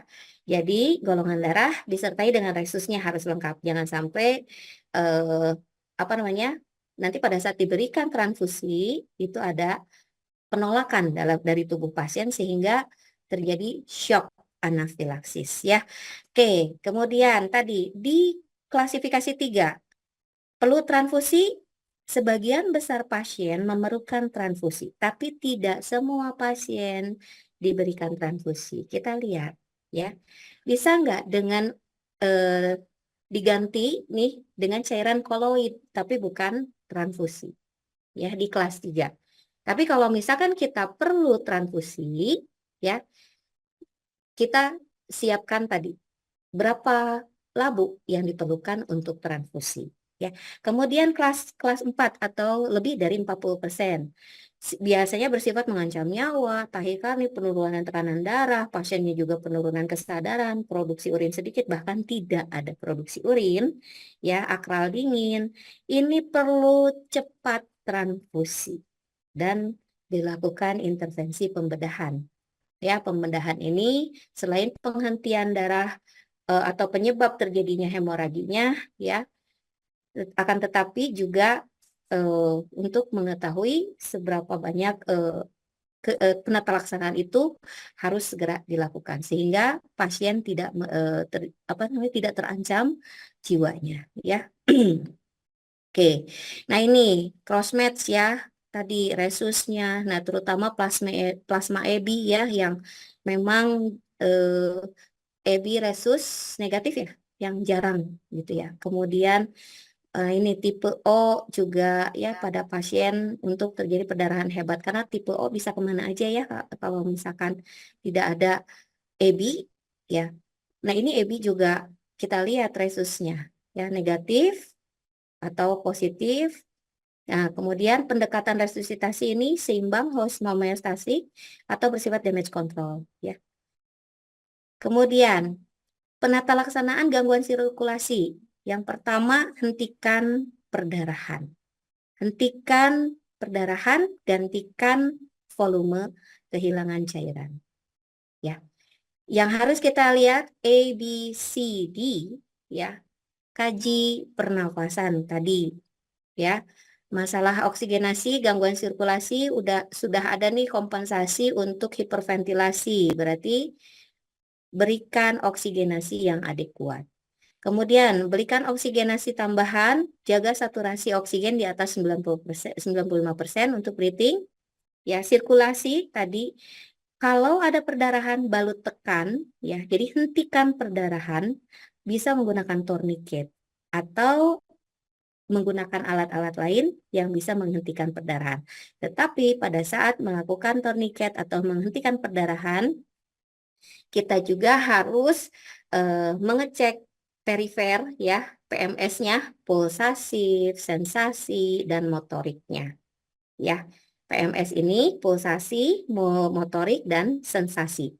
Ya, jangan sampai kita DEP, tapi sirkulasi ke perifernya terhalangi sehingga akhirnya sirkulasi ke ujung itu tidak ada atau bahkan terhambat ya akibat tourniquet.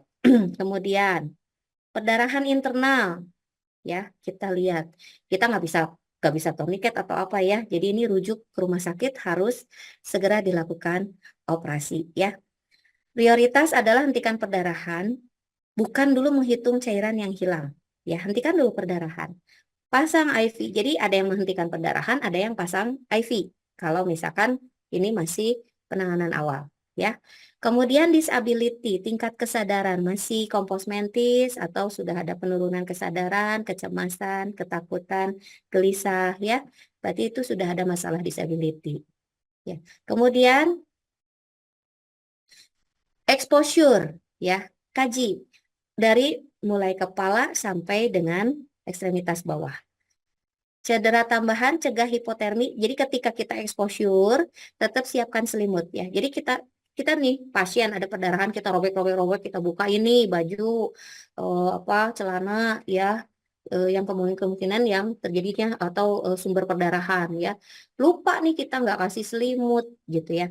Ternyata pasien terjadi hipotermi ya, menggigil. Wah, pasien menggigil, kenapa kok bisa kedinginan? Padahal ini kan kasusnya adalah kasus trauma gitu misalnya. Nah, ternyata ini tadi harus hati-hati ya, karena memang untuk di cuaca tertentu atau dengan keadaan tertentu pasien bisa terjadi hipotermi. Kemudian gastric dilation decompression ya. Kalau terindikasikan adanya muntahan ya, terutama muntahan darah atau muntahan makanan ya, ini pasang NGT atau OGT ya. Untuk mencegah adanya dekompresi lambung atau risiko aspirasi dari isi lambung ya. Makanya tadi kalau di luka bakar kan ada empol ya, apa sih dari alerginya, makanan apa yang barusan dimakan, obat-obatan apa yang barusan dimakan, atau minuman-minuman apa yang barusan diminum ya, itu menjadi status pada saat di awal penata laksanaan pada pasien-pasien cedera ya. Kemudian urinari kateterisasi, nilai urin ya. Tadi sudah mulai oligurikah atau anuri ya, maka berarti sudah terjadi masalah sirkulasi ya, gitu. Nah, ini untuk menghitung estimasi kehilangan darah. Untuk menghitung kehilangan darah, ya ini namanya volume darah normal. Kita hitung dulu volume darah normal tubuh kita. Kita ketahui dulu berat badan tubuh kita ya, atau berat badan tubuh pasien, kalikan 70 cc. Baru kita tentukan kehilangan darahnya, presentasi dari kehilangan darah. Ya, kemudian resusitasi cairan kristaloid 1:3. Ya, oke, kita lihat selanjutnya. Nah, penanganan awal shock akibat hemoragi, yang pertama kontrol bleeding, high flow oksigen, ya. Kemudian manajemen perdarahan sudah terkontrol, letakkan pasien horizontal, ya. Tapi kalau misalkan pada pasien dengan perdarahan harus lebih tinggi dari jantung ya, kalau misalnya di ekstremitas, ya. Kemudian berikan high flow oksigen dengan menggunakan NRM. Transport ke fasilitas yang lebih memadai ya, rujuk pasien segera ya transfer ke rumah sakit, berikan akses intravena size 16 ya, atau kalau misalkan intravena sulit ditemukan tadi karena misalkan sudah shock berat nih pasien, ini bisa menggunakan intraosius ya, nanti ada videonya untuk intraosius. Kemudian bolus normal salin ini 20 ml per kilogram IV line cepat ya. Kemudian tadi manajemen shock perdarahan tidak terkontrol. Tekan pada area femoral arteri atau facial hemoragi. Posisikan pasien pada bidang horizontal, gunakan tourniquet ya. Hentikan perdarahan hebat ya. Terutama jika perdarahan hebat tersebut tidak dapat dihentikan, tetap berikan high flow oksigen NRM. Segera transfer ke rumah sakit atau ke fasilitas yang lebih lengkap ya, atau transfer ke kondisi aman. Berikan IV double ya, kasih kristaloid lebih dulu ya. Nah ini, vascular access tadi ya bisa 16, bisa 18 pada dewasa ya. Kemudian kalau masuk ke kategori 2, 3, 4 itu bisa pasang 2 IV line ya. Kalau di 3, 4 tidak dapat dipasang IV line, bisa menggunakan intraosius ya. Kemudian tadi ternyata akses vena intraosius tidak dapat dilakukan, kita bisa menggunakan akses vena sentral ya, melalui femoral, jugularis atau subclavicula ya. Kemudian lakukan AGD ya, ini harus persiapkan cross match, gunakan cairan air hangat suhu tubuh ruangan tadi untuk mencegah terjadinya hipotermi ya, kemudian loading cairan cepat pada kasus perdarahan besar atau hipotensi berat. Nah ini pada saat initial fluid therapy ya, berikan resusitasi awal pada ini harus crossmat ya, terutama perdarahan kelas 3 dan 4. Nah kemudian berikan bolus cairan isotonis hangat di dosis awal ini 1 liter untuk dewasa ya. Jadi kapan nih? Pada saat dosis awal kita kan hentikan perdarahan, pasang IV line, bolus 1 liter untuk dewasa di awal. Kita nggak hitung dulu nih, VDM-nya belum kita hitung ya, estimasi kehilangan darahnya belum kita hitung ya, kasih dulu 1 liter ya. Kemudian kalau untuk pediatrik kita hitung 20 ml per kilogram untuk berat badan kurang dari 40 kg. Ya. Volume absolut didasarkan pada respon pasien terhadap pemberian cairan. Nah ini jenis-jenis cairan ya yang bisa kita berikan untuk kristaloid. Ini ada Ringer laktat, normal salin, koloid ini Gelofus ya masa mungkin kalau RSHS penggunaannya saya kalau dulu mungkin kalau masih banyak di sini ya antara Gelfusin, Hemasel, Dextran ya, kemudian plasma albumin ya. Nah ini terus kemudian transfusi darah ya. RL dengan NaCl ini mudah ya, lebih mudah didapatkan, lebih murah, efek samping minimal, waktu paruhnya pendek. Ya, untuk koloid tadi harganya lebih mahal, efek sampingnya lebih banyak, waktu paruhnya 4-6 jam. Ya, udah mahal, efek samping banyak, tapi memang untuk beberapa kasus ya, misalkan tadi sediaan darahnya terbatas nih, biasanya dibantu juga pemberian koloid. Jadi transfusi terbatas dibantu dengan cairan koloid. Nah ini untuk respon initial fluid resusitasinya ya. Jadi ada rapid respon, transient respon, dan minimal or no respon. Ya. Lihat dari tanda-tanda vital, estimasi kehilangan darah, kebutuhan darah, persiapan darah ya. Kalau memang perlu adanya transfusi. Perlu operasi atau tidak ya. Dari setiap respon, baik itu rapid, transient atau minimal atau no respon, tetap ya kalau memang diperlukan pembedahan dipersiapkan. Semua harus di cross match untuk mempersiapkan transfusi darah ya itu. Oke, kemudian di sini pencegahan terjadinya hipotermi tadi ya. Tadi ya, cairan hangat suhu ruangan sangat penting. Jadi kalau misalkan pasien ini udah kelihatan nih kayak menggigil ini ada masalah apa nih gitu kan. Oke, ini ada izin off cam karena shift malam. Oh, saya baca kolom chat dulu ya. Ada yang listriknya mati katanya. Oke, nggak apa-apa. Yang mudah-mudahan masih bisa mengikuti ya. Nah ini pokoknya pada saat mencegah hipotermi, berarti NaCl ada yang dihangatkan sesuai dengan suhu ruangan. Ini sangat penting ya. Terus pada saat lakukan transfusi juga harus dihangatkan suhu tubuh orang normal ya. Jadi di 36 ya derajat Celcius ya. Nah, biasanya makanya kan kalau misalkan kita lagi jalan-jalan ke rumah sakit, mungkin teman-teman yang D3, kalau yang udah kerja di rumah sakit udah nggak aneh ya. Biasanya keluarganya sampai ada yang kayak nimang-nimang, atau mungkin sekarang udah ada penghangat ya. ASI aja ada penghangatnya gitu ya. Tapi kalau kalau transfusi darah itu udah ada atau belum ya.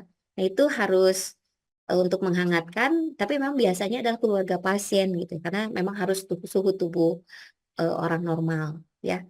Nah, ini harus jangan sampai pemberian cairan dengan kondisi cairan dingin. Nah, ini bisa menyebabkan hipotermi ya. Itu. Kemudian mengukur respon pada saat terapi cairan, ini monitor, evaluasi ya, intake dan output harus seimbang. Intake ya atau cairan yang didapatkan bukan hanya dari infus ya atau transfusi ya, tetapi juga dari NGT. Ada pemberian ya cairan melalui NGT, misalkan diberikan makanan melalui NGT ya. Terus apalagi eh, melalui OGT boleh lah ya. Ya, itu tadi. Pokoknya yang masuk ke tubuh manusia itu disebut intake.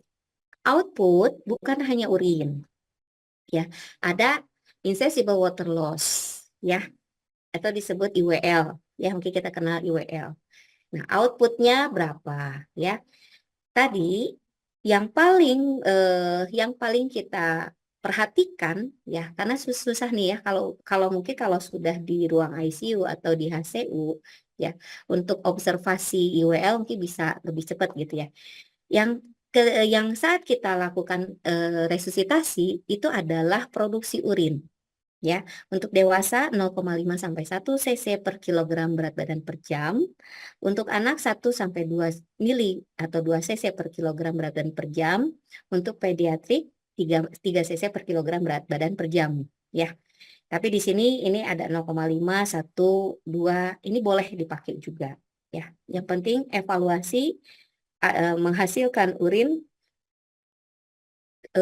sesuai dengan normalnya, ya. Gitu. Nah, ini kasusnya. Kita hafalkan ya. Sebenarnya ada jawaban di bawah, tapi kita jangan dulu ke bawah. Kita ke nanti di slide di atas. Kita lihat nih. Pasien ya dibawa ke IGD dengan bak terbuka, mengalami penurunan kesadaran, terjadi atau keluar darah di sekitar mulut, ya ada darah di sekitar mulut, RR-nya 26 kali per menit, tolong dihafal ya, RR 26 kali per menit, ada perubahan bentuk atau krepitasi di femur, ya. Kemudian keluar darah di dahi juga, berarti ada luka robekan di dahi ya. Kemudian robekan juga di lutut kanan dan tangan kanan ya. Berat badan pasien 60 kilo ya, tekanan darah 90 sampai 60 mmHg. Udah turun nih ya tekanan darah. Nadinya udah tahikardi 120 kali per menit. Dari data di atas nih ya. Berapa estimasi kehilangan darahnya? Jumlah cairan dan jenis cairan apa saja yang bisa diberikan kepada pasien. Kemudian lakukan penata laksanaan pada pasien tersebut. Oke, kita ke sini nih. Oke, tentukan volume darah normal. Ya. Tadi berat badannya adalah 60 kilogram kali 70. Berarti volume darah normalnya berapa nih? Boleh dihitung pakai kalkulator, boleh. Yuk, oleh teman-teman. 4.200. 4.200 mili. Ya. Oke, tentukan perkiraan kehilangan darah. Tadi sudah dihafal ya. Kira-kira berapa nih kehilangan darahnya nih?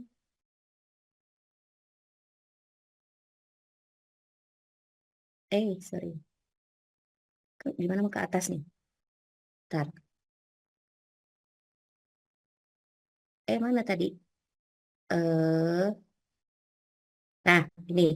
Tadi respirasi rate 26 kali per menit ya, pernapasan. Oke, di kelas 2 sih gitu ya, 26 kali per menit. Tapi terjadi tahikardi di 120 kali per menit. Oke, ini 120 ya, sampai dengan 140. Kemudian tekanan darah tadi 90 per 60 ya, sudah menurun. Di kelas 2 dia normal, enggak ya, berarti di kelas 3. Berarti udah 2 nih di kelas 3 ya. Kemudian pasien gelisah ya, cemas, bingung. Oke, udah ada 3 nih. Berarti kemungkinan pasien antara masih di awal kelas 3. Tapi kita nggak mungkin nih di 30% kita kasih cairan ya. Tapi di antara 30 sampai 40% kehilangan cairan ya. Kehilangan darah, sorry. Oke, kita hitung 30% dan 40%. Ya. Kemudian kita hitung nih tadi kehilangan darahnya antara 30%. Sorry, kenapa lagi ke sini ya?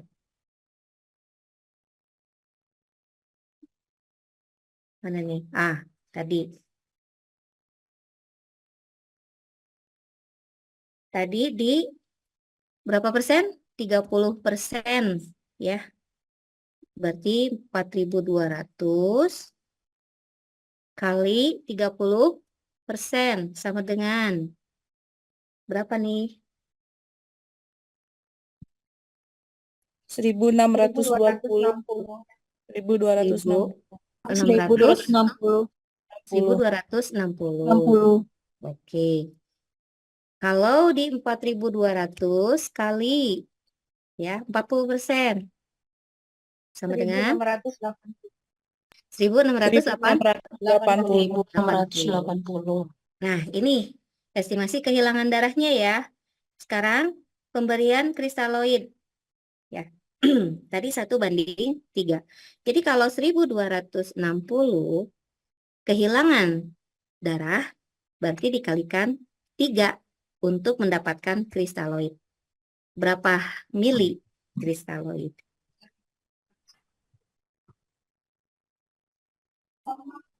3.780. 3.780.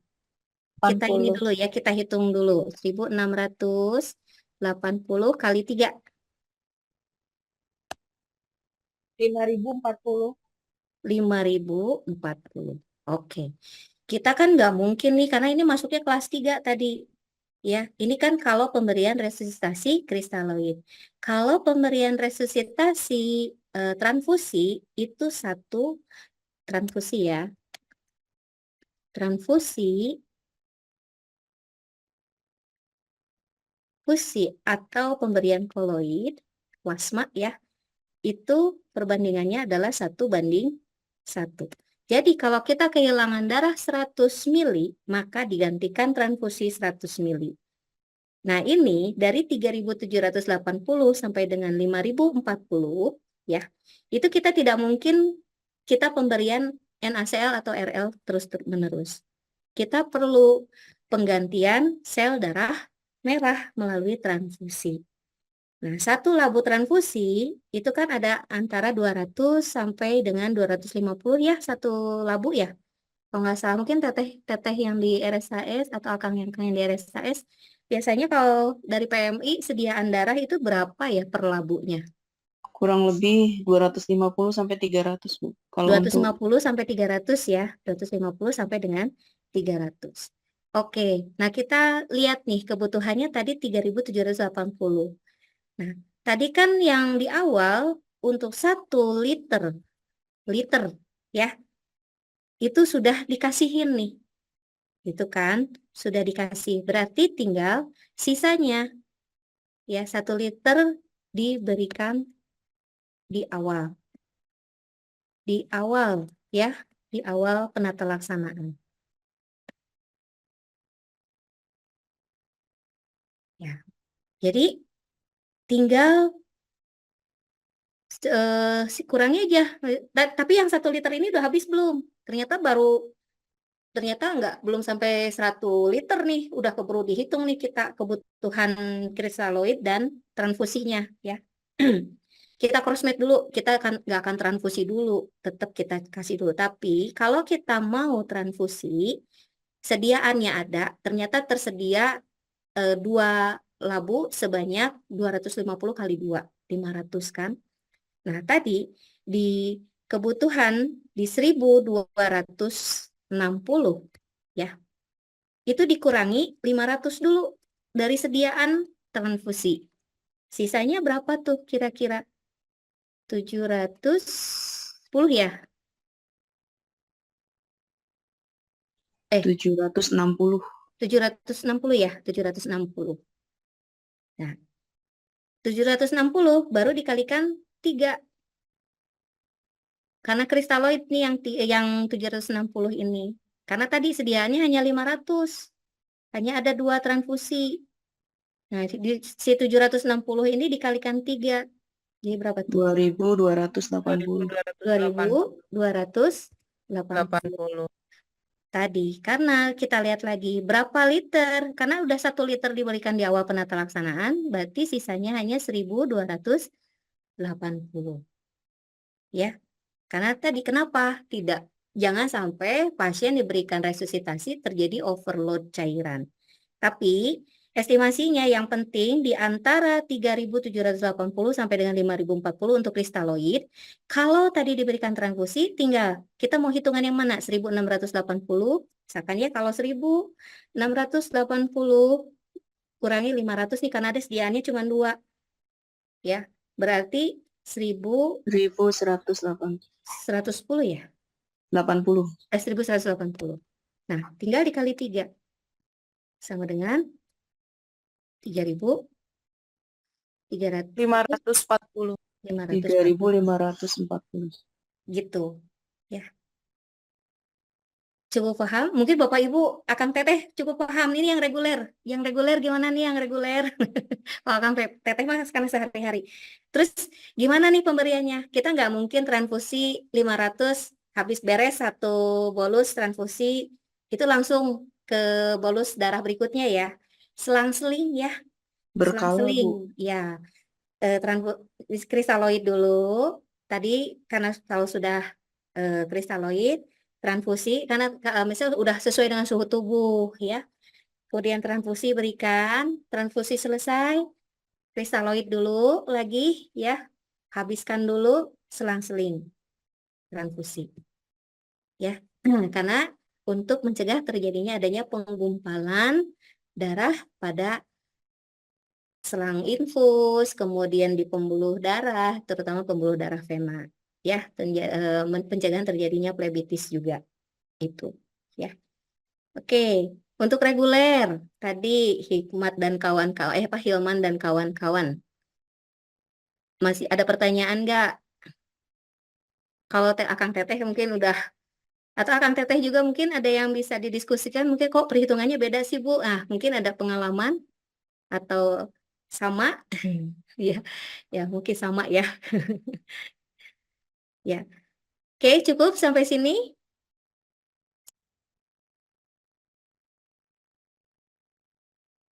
Cukup ya, karena mau dihapus nih. Udah di screenshot, sudah? Oke, saya hapus ya. Ya, karena kita akan lanjut ke selanjutnya. Oke, sampai sini paham ya? Nah, ini tadi. Ya, ini kasusnya tadi perhitungannya ini perhitungannya yang tadi yang benar ini yang 4.200 sampai kali 40%-nya ini masih salah. Harusnya 1.680. Oke, ini penata laksanaan ya. Siapkan alat ya. APD apalagi sekarang pasca COVID ya, dan COVID masih tetap berjalan ya, APD harus tetap. Penata laksanaan airway, kontrol servikal dan imobilisasi servikal secara manual. Juga kalau bersihkan jalan nafas, pasang UPA ya, pasang neck collar, evaluasi. Kemudian breathing, berikan oksigenasi adekuat, pasang pulse oximeter ya. Kaji saturasi oksigen harus lebih dari 95%, evaluasi. Kemudian sirkulasi, hentikan perdarahan, hentikan sumber kehilangan cairan tubuh ya, misalkan akibat diare, luka bakar, gimana menghentikannya ya? Ya jangan sampai luka bakar lah ya. Yang pasti pada kasus luka bakar jangan sampai terjadi shock hipovolemik ataupun shock sepsis ya. Hindari itu. Kemudian identifikasi tanda gejala shock, pasang 2 jalur IV line ya. Kemudian berikan bolus cairan kristaloid 500 ml kurang dari 15 menit ya, berarti 1 liter harus dalam waktu 30 menit ya. 1 liter awal. Persiapan pemberian darah ya, cross match, kemudian menghangatkan kalau sudah ada sediaannya ya. Pasang kateter urin untuk mengukur output urin, hitung produksi urin, pasang bidai jika setelah dieksposur nih ada trauma-trauma ya, misalkan ada tadi ya fraktur ataupun dislokasi dan sebagainya. Evaluasi kesadaran ya, GCS, AFU-nya, cek pupil ya, kemudian exposure, buka pakaian keseluruhan tapi tetap jaga jangan sampai terjadi hipotermi ya. Oke, sampai sini. Nah, ini ada satu video, sebentar saya izin untuk yang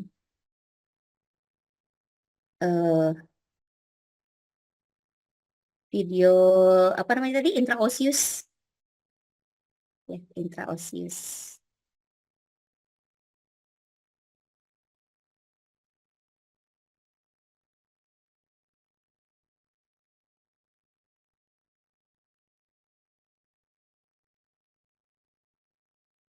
Bentar.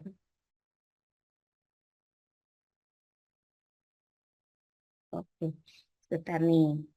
Saya share screen dulu. Kalau misalkan nggak jalan ini langsung respon ya.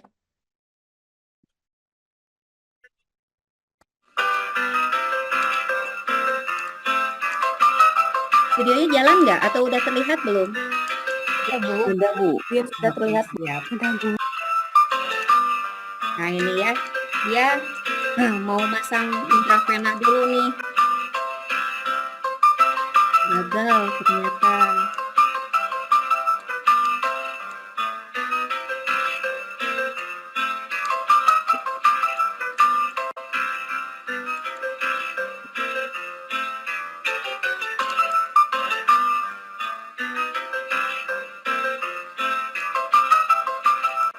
Ya, selalu biasakan membuang jarum ke kontainer khusus pembuangan jarum ya.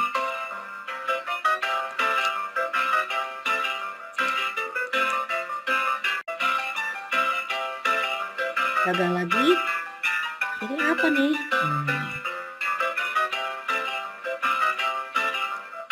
Oh, kita gunakan intraosius. Nah, tapi ini masih yang manual.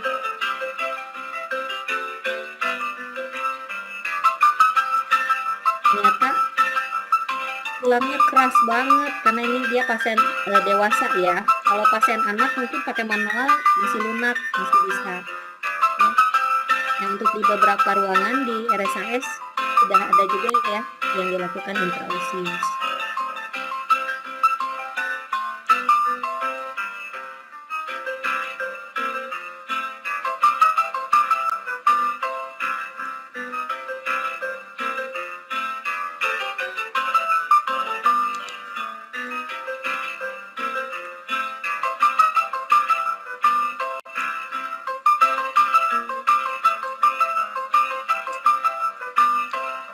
Ternyata sama nih.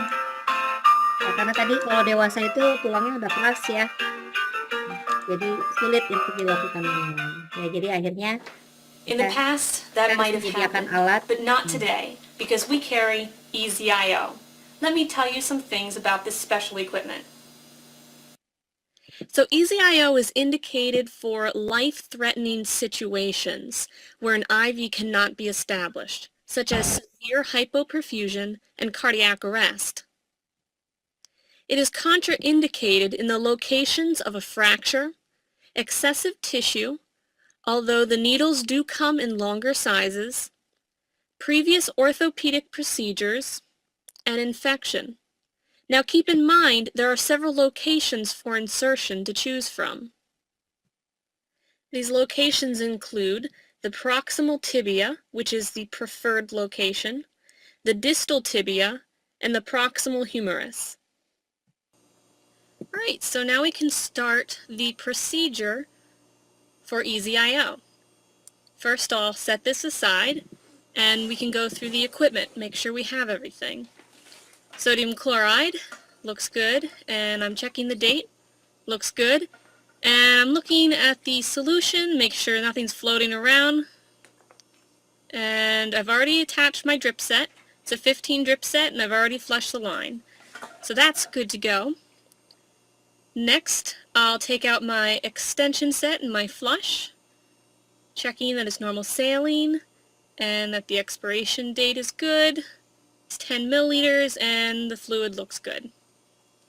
So I'm going to take my special extension set made for the IO and I will flush the line.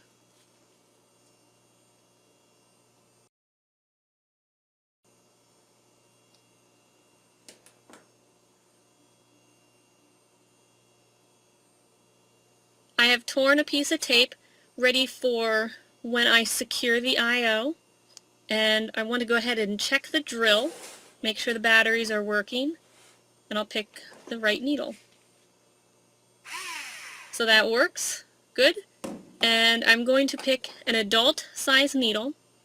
If your patient has excessive tissue at the insertion site, they do come a little bit longer.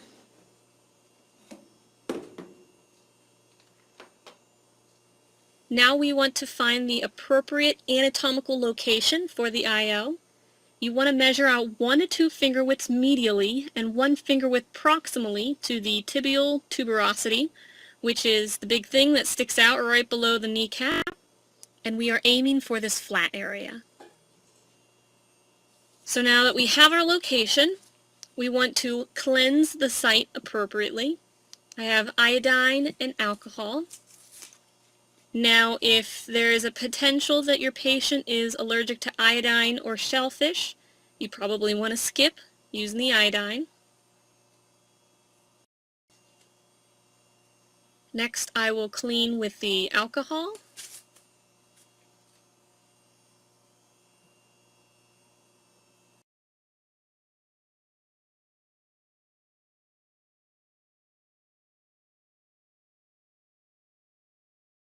Okay, so we're ready to begin. I'll get the drill and the needle. It's an adult needle, I'm rechecking it. What's really neat is this needle magnetizes to the drill.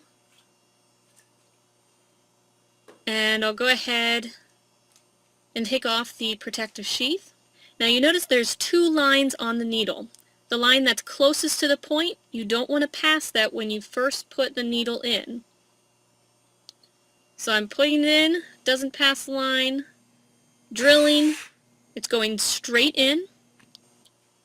I can go ahead and remove the needle. Goes into a sharps container.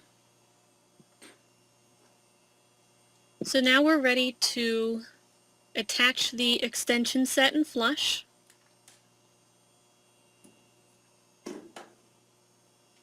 This attaches right to the base of the IO.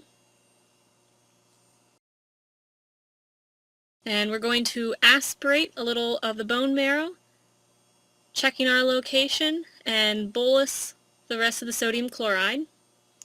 Now the reason we do this is so that we break up that intricate network of bone so that the IO fluids flow a little easier. We're going to connect the drip set.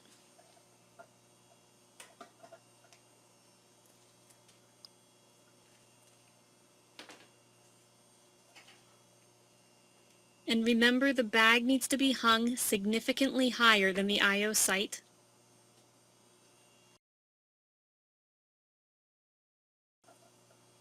Jadi I'm tetap going posisinya to digantungkan open it ya. up all the way.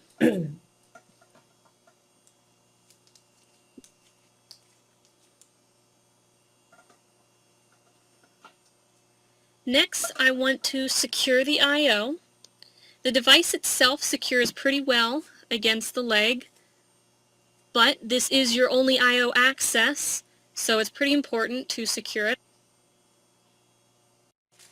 Now, this is almost like a penetrating wound. So I'm going to take my two bulky dressing. So I will place them on either side of the IO and take some tape and secure those to the leg. This is a pressure bag. Comes with a bulb so that you can blow it up with air. It works just like a blood pressure cuff. And in fact, you can use a blood pressure cuff if you don't have a pressure bag. Now the purpose of using this is because in an IO situation, fluids are not just going to flow through the tubing. You have to put some pressure on them. Now you know you have the right pressure on the bag when your drips are flowing at the appropriate rate.